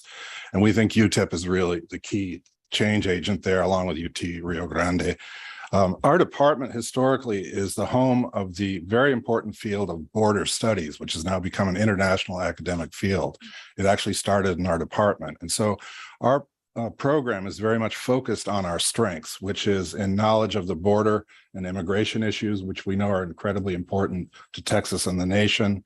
We focus on environment and climate change and how that affects people and society. And we focus on cultural issues and health and social inequalities when it comes to health access. And we focus on the Latinx Hispanic population. So we have a very centered and focused program. It's we think a very innovative and interdisciplinary program. And we're very happy to present that to you. Thank you very much. Thank you. Members, any questions, any comments? So you do focus on the culture and health of the area. Do you plan on working with any of the other health related graduate programs at UTEP or the local health science center? Yes, so we have PhD. We have another doctoral program in interdisciplinary health sciences, and one of the things we're trying to do with our doctoral programs is tailor them to our strengths, our area, our demographics, and also have doctoral programs that fit with others. We're not as big as UT Austin. We don't have as many programs, so we're very selective about what we're doing, trying to drive interdisciplinary research and those issues. So yes, there will be intersections. Any additional questions or comments? Hearing none, do I have a motion to approve the request from the University of Texas at El Paso for a Doctor of Philosophy, a PhD in sociology? Do I have a motion? Motion. I have a motion. Second by Emma. And a second by Emma Swartz. Any discussion? Hearing none, all in favor say aye. Aye. Any opposed? Motion passes. Mary, you looked at me. Did you made the motion? Okay, thank you. You gave me the eye. Agenda item 1004 is consideration and possible action to approve the request from the University of Texas at Permian Basin for a Bachelor's of Science, a BS in Civil Engineering. Dr. George Nana, Yes. Dean of College of Engineering, is available to answer questions and comments. Elizabeth is going to present it, and then we'll ask you for remarks. Thank you. The University of Texas Permian Basin is proposing a Bachelor of Science in Civil Engineering. The proposed face-to-face program would train students in the 4 foundational areas of civil engineering. So structural and construction, transportation, geotechnical, and water and environmental. The proposed program would require 126 semester credit hours, which is necessary to meet ABAT requirements.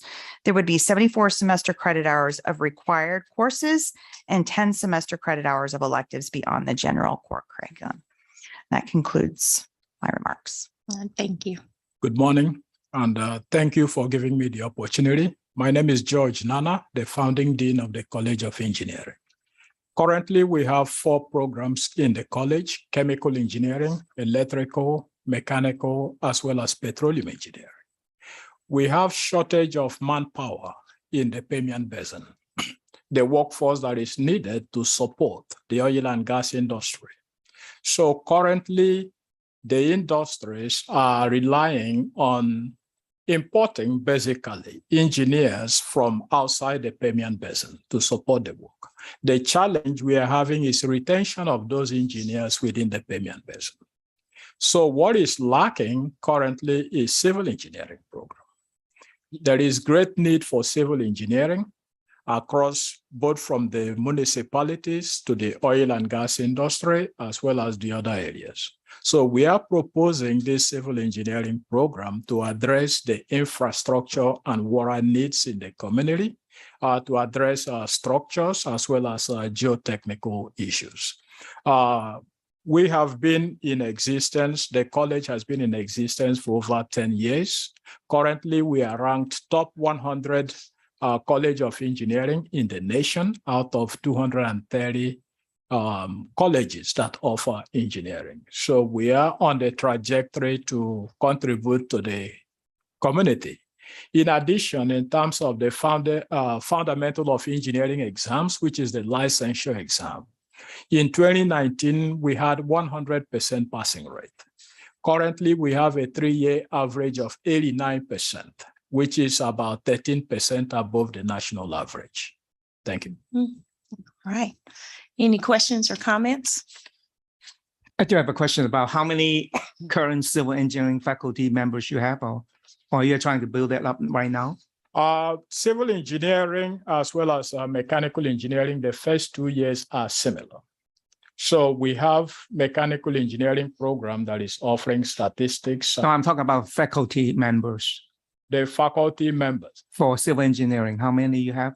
We have mechanical engineering faculty that can teach civil engineering classes. We intend to hire additional faculty to teach the upper level classes. So what's the planning? Like next 1 or 2 years, you project you will have some civil engineering student come in, so you will hire some more particular civil engineering faculty members. Absolutely. Is that correct? Yes, sir. So you're just trying to see the program build up, and in order to hire civil engineering faculty, right? Yes, those are the upper level. At the lower level, we have faculty currently to support the program. Again, the first 2 years of mechanical is the same as the first 2 years of civil. So we're already offering statics, dynamics. We're offering mechanics of materials. Yeah, I understand that. But for example, if the student go to the 3rd and 4th years about concrete and steel, you cannot have a mechanical engineer professor to. Oh, we will definitely. So you definitely at that time hire more people, right? Absolutely. Okay, so that's in the plan, but you do not have any faculty members currently. No. Okay. Are you trying to get your program accredited? Yes. What's the plan? The plan, according to ABET, is that once you have the first set of graduates, you will apply for accreditation. Then so you apply in January, before January 31, after that first set of graduates, to request for evaluation. Then by June 30 of that year, you will submit a self-study report.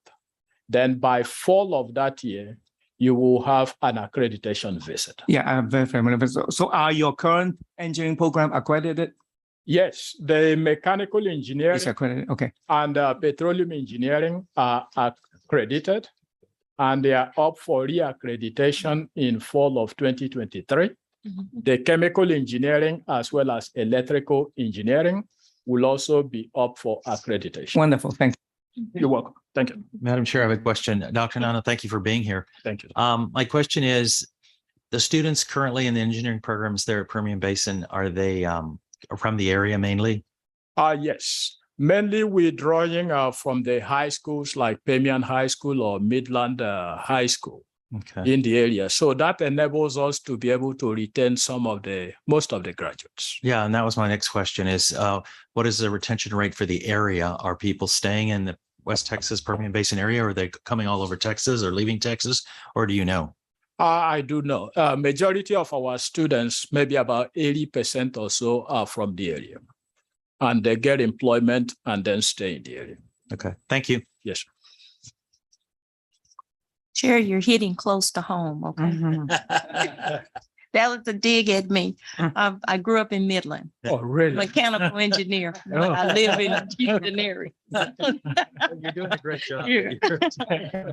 Any additional comments or questions?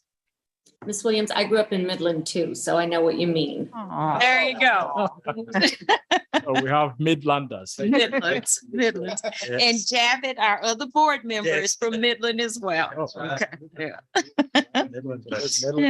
Midland. Okay. Do I have a motion to approve the request from the University of Texas at Permian Basin for a Bachelor's of Science, a BS in Civil Engineering? So moved. I have a motion made by Daniel Wong. May I have a second? Seconded by Fred Frias. Can we vote if we're not from Midland?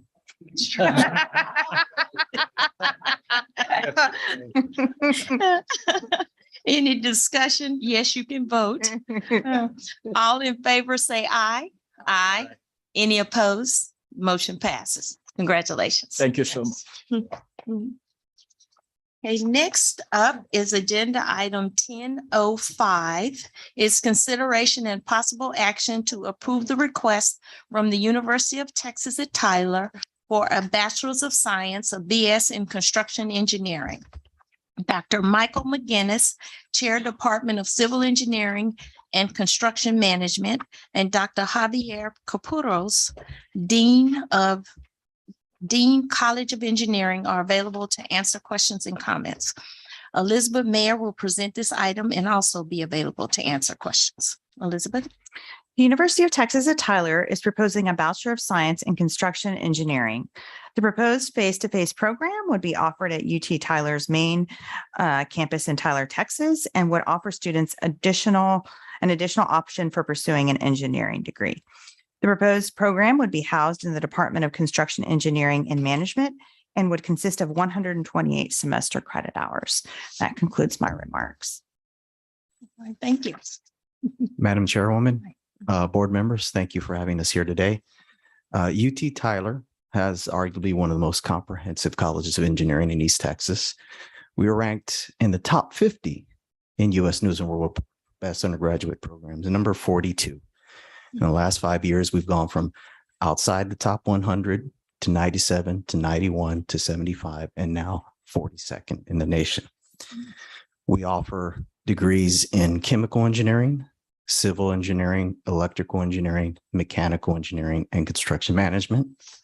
Last visit here, you all approved our new program in computer engineering. Construction engineering is a natural evolution of our two existing programs in civil engineering and construction management. We have a number of civil engineers who graduate with a minor in construction management and who go off into the construction industry. The construction engineering degree program would enable a streamlined method to get to a 4-year degree. One of the things that makes us unique in the state is we are the most, probably arguably the most transfer-friendly College of Engineering in the state. We have approaching 80% transfer students. We have two campuses, our main campus in Tyler in a partnership with Houston Community College, the Houston Engineering Center, where we presently offer 3rd and 4th years of construction management, civil engineering, electrical engineering, and mechanical engineering. And we also offer our 3 of our master's degrees. That's just a little bit about us. So I really appreciate the opportunity to be here in front of you. It's an honor. As a little background for me, I taught our first civil engineering graduate that we ever had. And I've taught everyone since, and I've watched those lives change. And I've recently become the chair of civil engineering and construction management, and one of the honors of my life. And I'm super happy to be here, and I'm happy to answer any questions that you might have about our program. Thank you both. Any questions or comments? Yeah, for my benefit, construction management versus construction engineering, how do those two roles differentiate? Yes, one of the big differences is in the ability to be licensed. So if you look at, as an example, leading a TxDOT project, a roadway project or one of those things, to be a true manager of those projects, state law basically says you need to be licensed. And a construction management major, the licensure process is long and arduous, whereas the standard getting licensed as a PE in engineering, it's a fairly standard process. So that's one of the main differences is, it's the engineering degree is a little bit more technical as opposed to management focused. And the path to licensure is much shorter. Yeah, correct. Real quick question. So your program actually in the beginning, you have 128 credit hours. So the first couple of years, you require them to do just a regular civil engineering, math, science, physics, things like that nature, or you don't need that? Yeah, the first 2 years is fairly common across, the previous dean said, across civil and mechanical engineering, pretty similar, statics, dynamics, mechanics, materials. Yes. So it's totally different from the construction management. Actually, they do not need to go to the rigorous. And the math. Yeah. And yes, the math track is also a big difference between an engineering degree and a construction management degree. The construction management degree, they top out at essentially pre-calculus. Correct. Whereas, engineers, as you would know, go all the way through differential equations. This degree is slightly different. The ABET criteria for construction engineering, the math, actually, you can stop at calculus 2, and that's actually one of our arguments for having this degree. Is math tends to be a stumbling block for some of our students, so it will increase retention in this degree. We'll get more STEM majors through our programs this way. But ABET will accredit you, though, right? Yes, sir. Yeah. So and good that they have that training in order to pass the PE exam. So yes, sir. I believe so. Thank you. Appreciate it. Any additional questions or comments? Do I have a motion to approve the request from the University of Texas at Tyler for a Bachelor's of Science, a BS in Construction Engineering? I have a motion made by Daniel Wong. I have a second. I'll second. Second by me. Any discussion?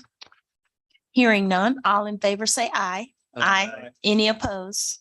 Motion passes. Congratulations. Thank you. Good. You got the approval of the 2 engineers on the board. There you go. I appreciate your comments about civil engineering. Yeah. I'm a mechanical engineer. Thank you.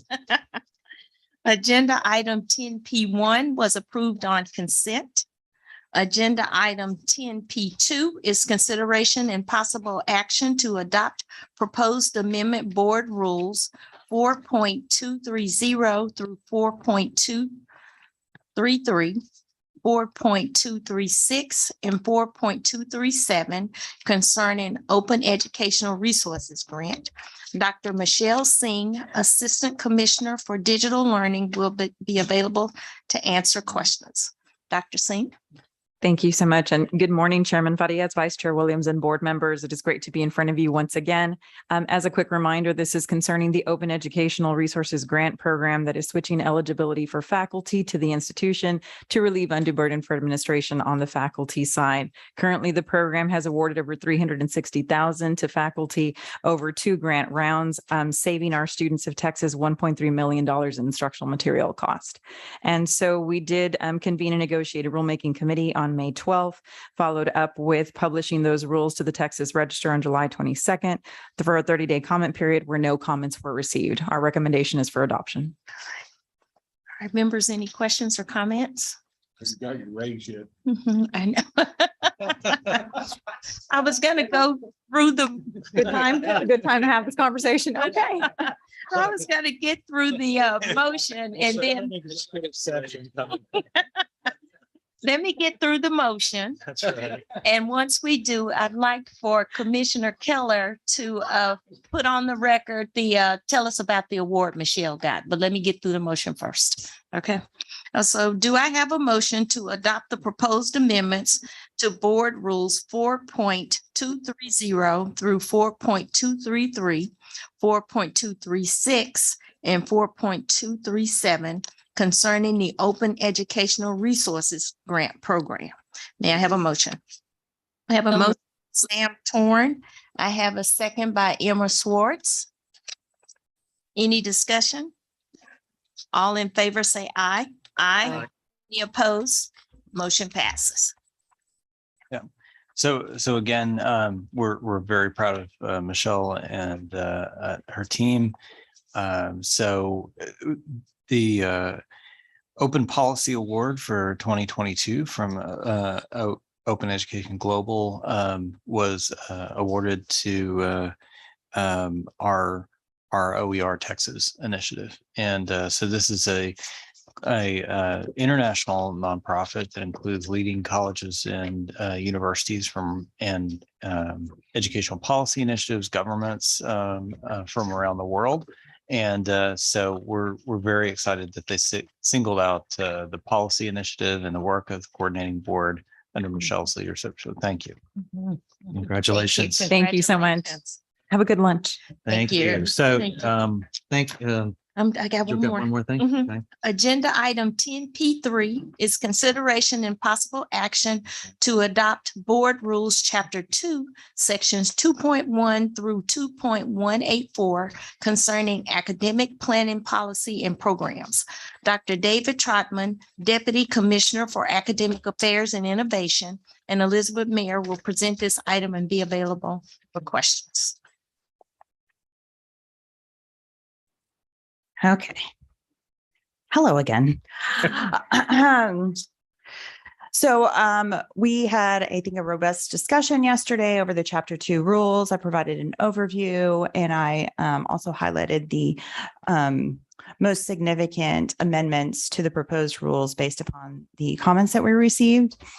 And Mary is currently passing out the revision that I did discuss yesterday that is slightly different from the packet that you all had seen. So basically the only difference is in that highlighted portion, we added and doctoral and professional programs approved by the board on or before September 1st, 2023. So this is just clarifying that those substantive revisions, even if the program was approved before September 1st, those the doctoral and professional programs, those substantive revisions would still come to you all. And at this point, we recommend adoption of the proposed rules.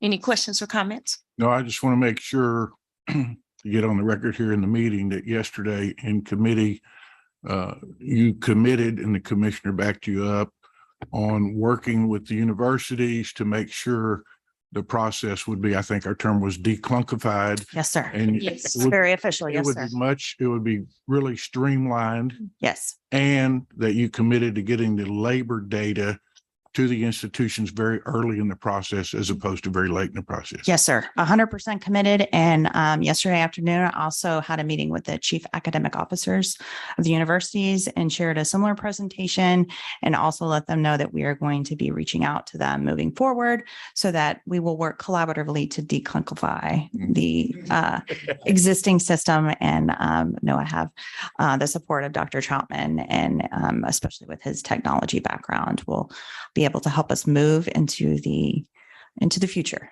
Thank you. I think there's an opportunity for a patent here. Does anybody have declunkified?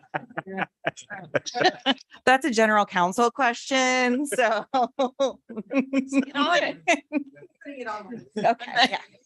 yeah. I know. Any additional questions and comments? Just for the record, I do not have any more questions, so I do not want to repeat all my questions from yesterday. So just want to spare everybody. All right. Thank you. Well, and on that note, do I have a motion to adopt the new board rules, chapter 2, sections 2.1 through 2.18 as presented by the board staff today concerning academic planning, policy, and programs? May I have a motion? So move. Second. I have a motion made by Fred Frias. No, Who was that? Sam. Mr. Torn. Mr. Torn. A motion by Sam Torn and seconded by Daniel Wong. Are there any discussion? All in favor, say aye. Aye. Any opposed? Motion passes. This concludes the Committee on Academic and Workforce Success part of the agenda. Thank you, Ms. Williams. Now we're going back to agenda item 9, which is a lunch break. It's now 12:20 and we'll reconvene in this room at 12:50. So Emma, for your committee report, we'll be back at 12:50. Thank you all. Thank you. A lot of work. Discuss during lunch.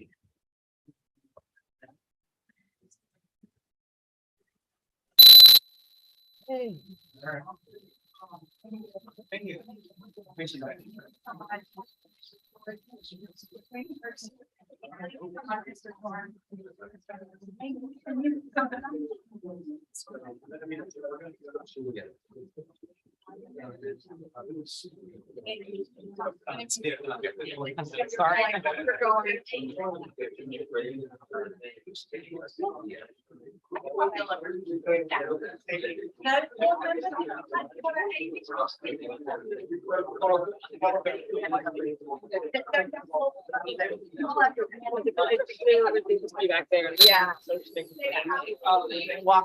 Jason, can you hear me?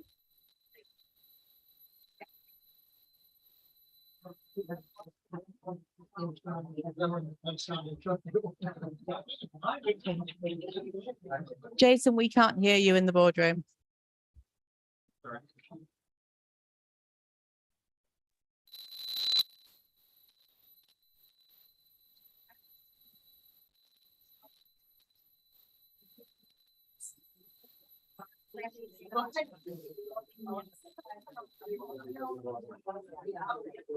Make sure they're following this.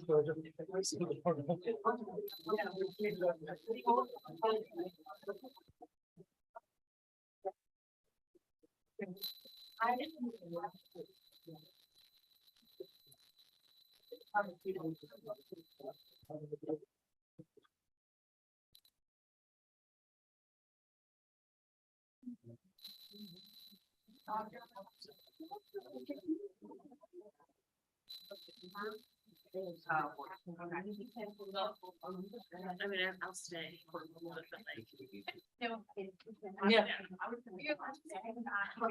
Right there? Okay.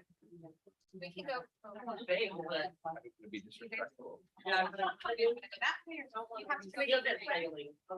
Yeah. Yeah. Okay, your lunch is on the floor and the room's back. Okay. Thank you. Jason. Microphone, we have a speaker there.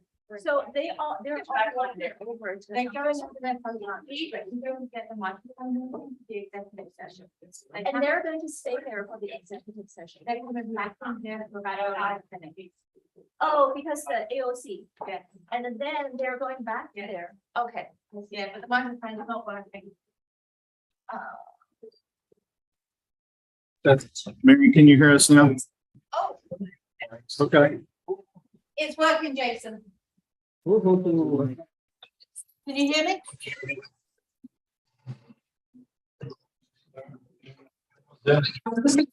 How's that?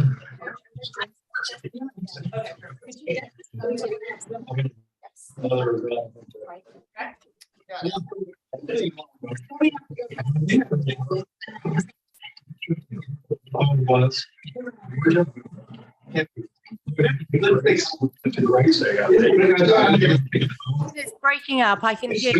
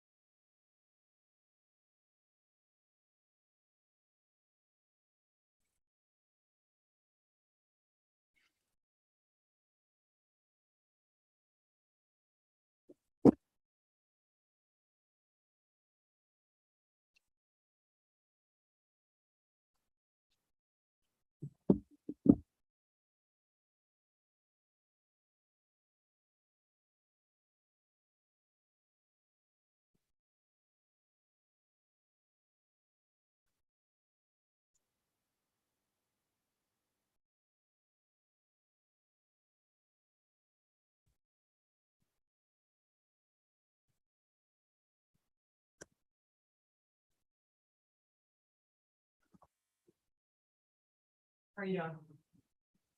Trying to work out what's wrong with the microphone in the other room. Microphone in the executive session room. Oh, I think.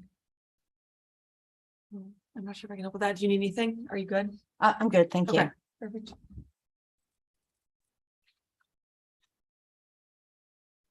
Thank you, Melissa. Yes, ma'am. Mary, you were setting up, you can see another laptop graphic area, but you. Turned it on, but everybody in the room was talking, so that's why I think it was. Okay, do you think it's gonna work? Yeah, I saw, there's the little mirrors that show when there's audio, and it was flickering, but everybody. I heard you when you saw me told me I heard you, and then it's going. Yeah, good, I think. Everybody came in and started talking. But they're gonna.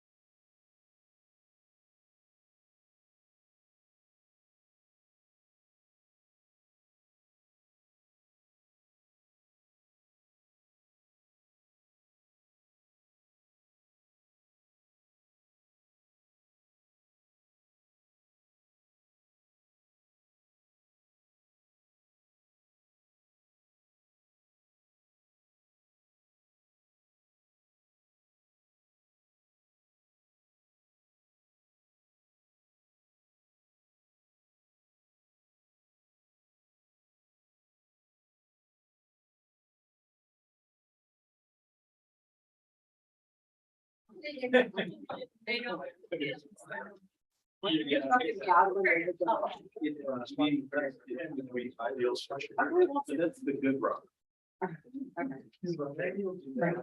Gotta make sure there's no crumbs in your beard.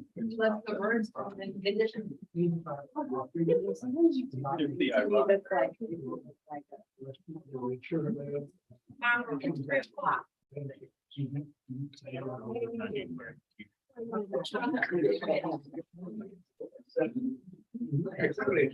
You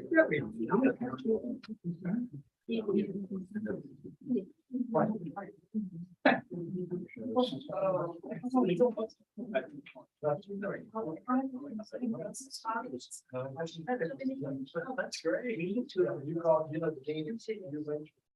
You're awesome. College? Will you be here this one?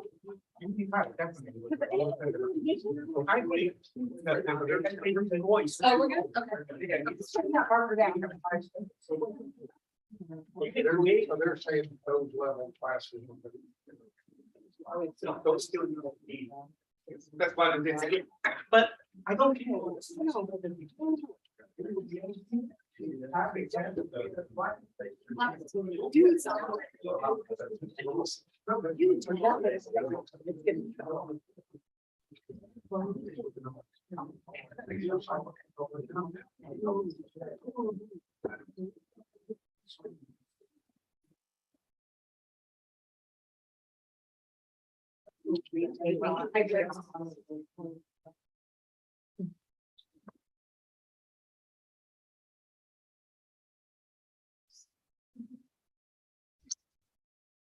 Okay, welcome back, everyone. It's now 12:50 PM and we're going to move on to agenda item 11. It's matters relating to the Agency Operations Committee chaired by Emma Schwartz. Ms. Schwartz.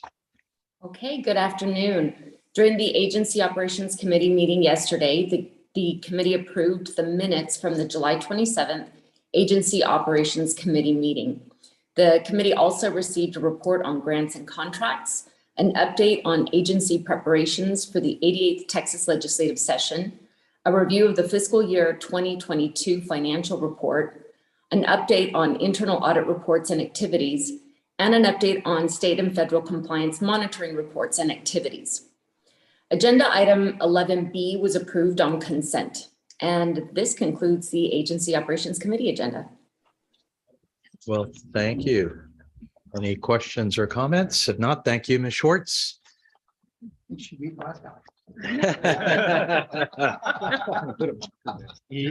the first and the last report went pretty fast. Miss Williams, hint, hint.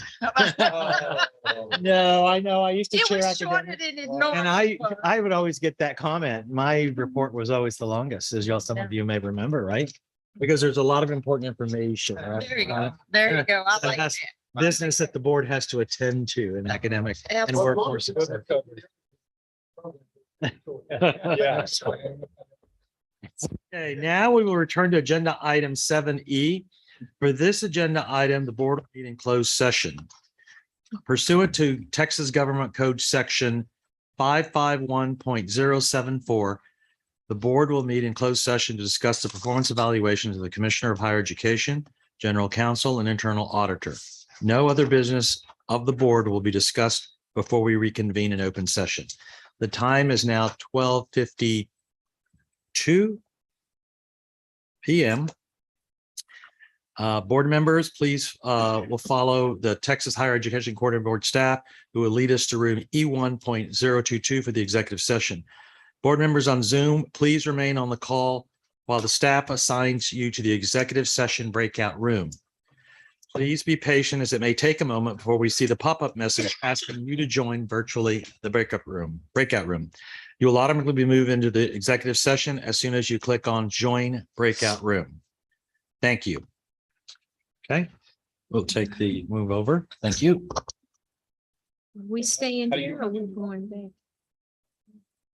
Well, first of all, I think, look, we're going to move over there, all of us. and We move? we'll do is, Yes, I'll, over to I'll the- be in there. I'll first discuss with the board members. Yeah, because that way. I know. That's, I think, that we set it up. Yeah. So.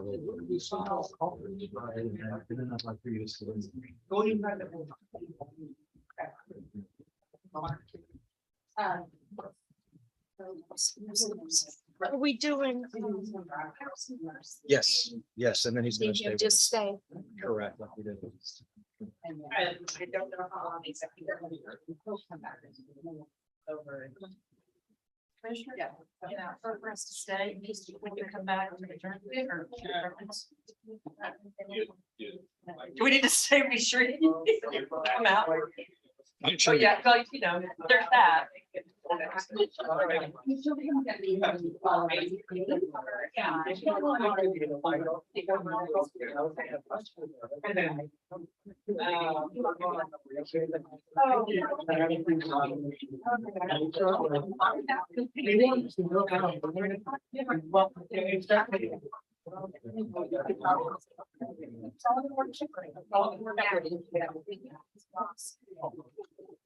I mean, I don't really think that's here. Here and there. Up here in the tree.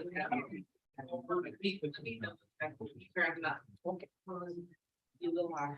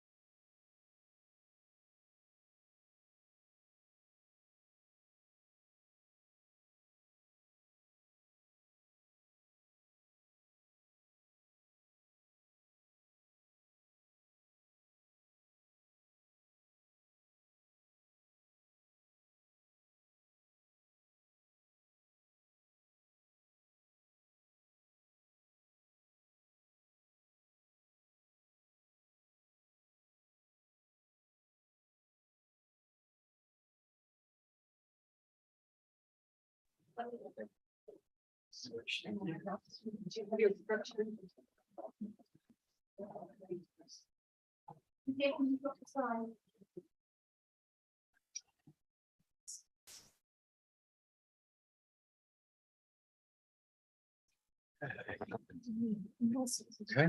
These chairs.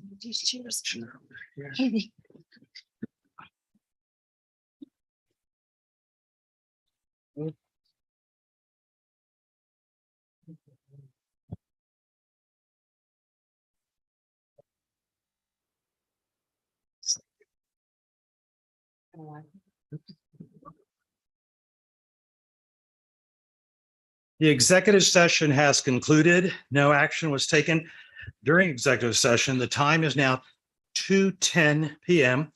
The board is now reconvened in open session. Members, do I have a motion to approve the performance evaluations of the Commissioner of Higher Education, General Counsel, and Auditor? So moved. So move. Motion by Ms. Williams. Do I have a second? Second. Second by Mr. Torn. Members, those in favor, please signify by saying aye. Aye. And opposition? Hearing none, the motion passes. This concludes our meeting. The time is now 2:11 PM. Do I have a motion to adjourn? So move. Second. Williams, do I have a second? Second by Emma. Second by Emma Schwartz. Thank you. All members in favor, please signify by saying aye. Aye. Any opposition? If not, motion passes. Thank you. Have a great day, everyone. Bye, Emma. Nice to see you all. Have a good day. Thank you. You too.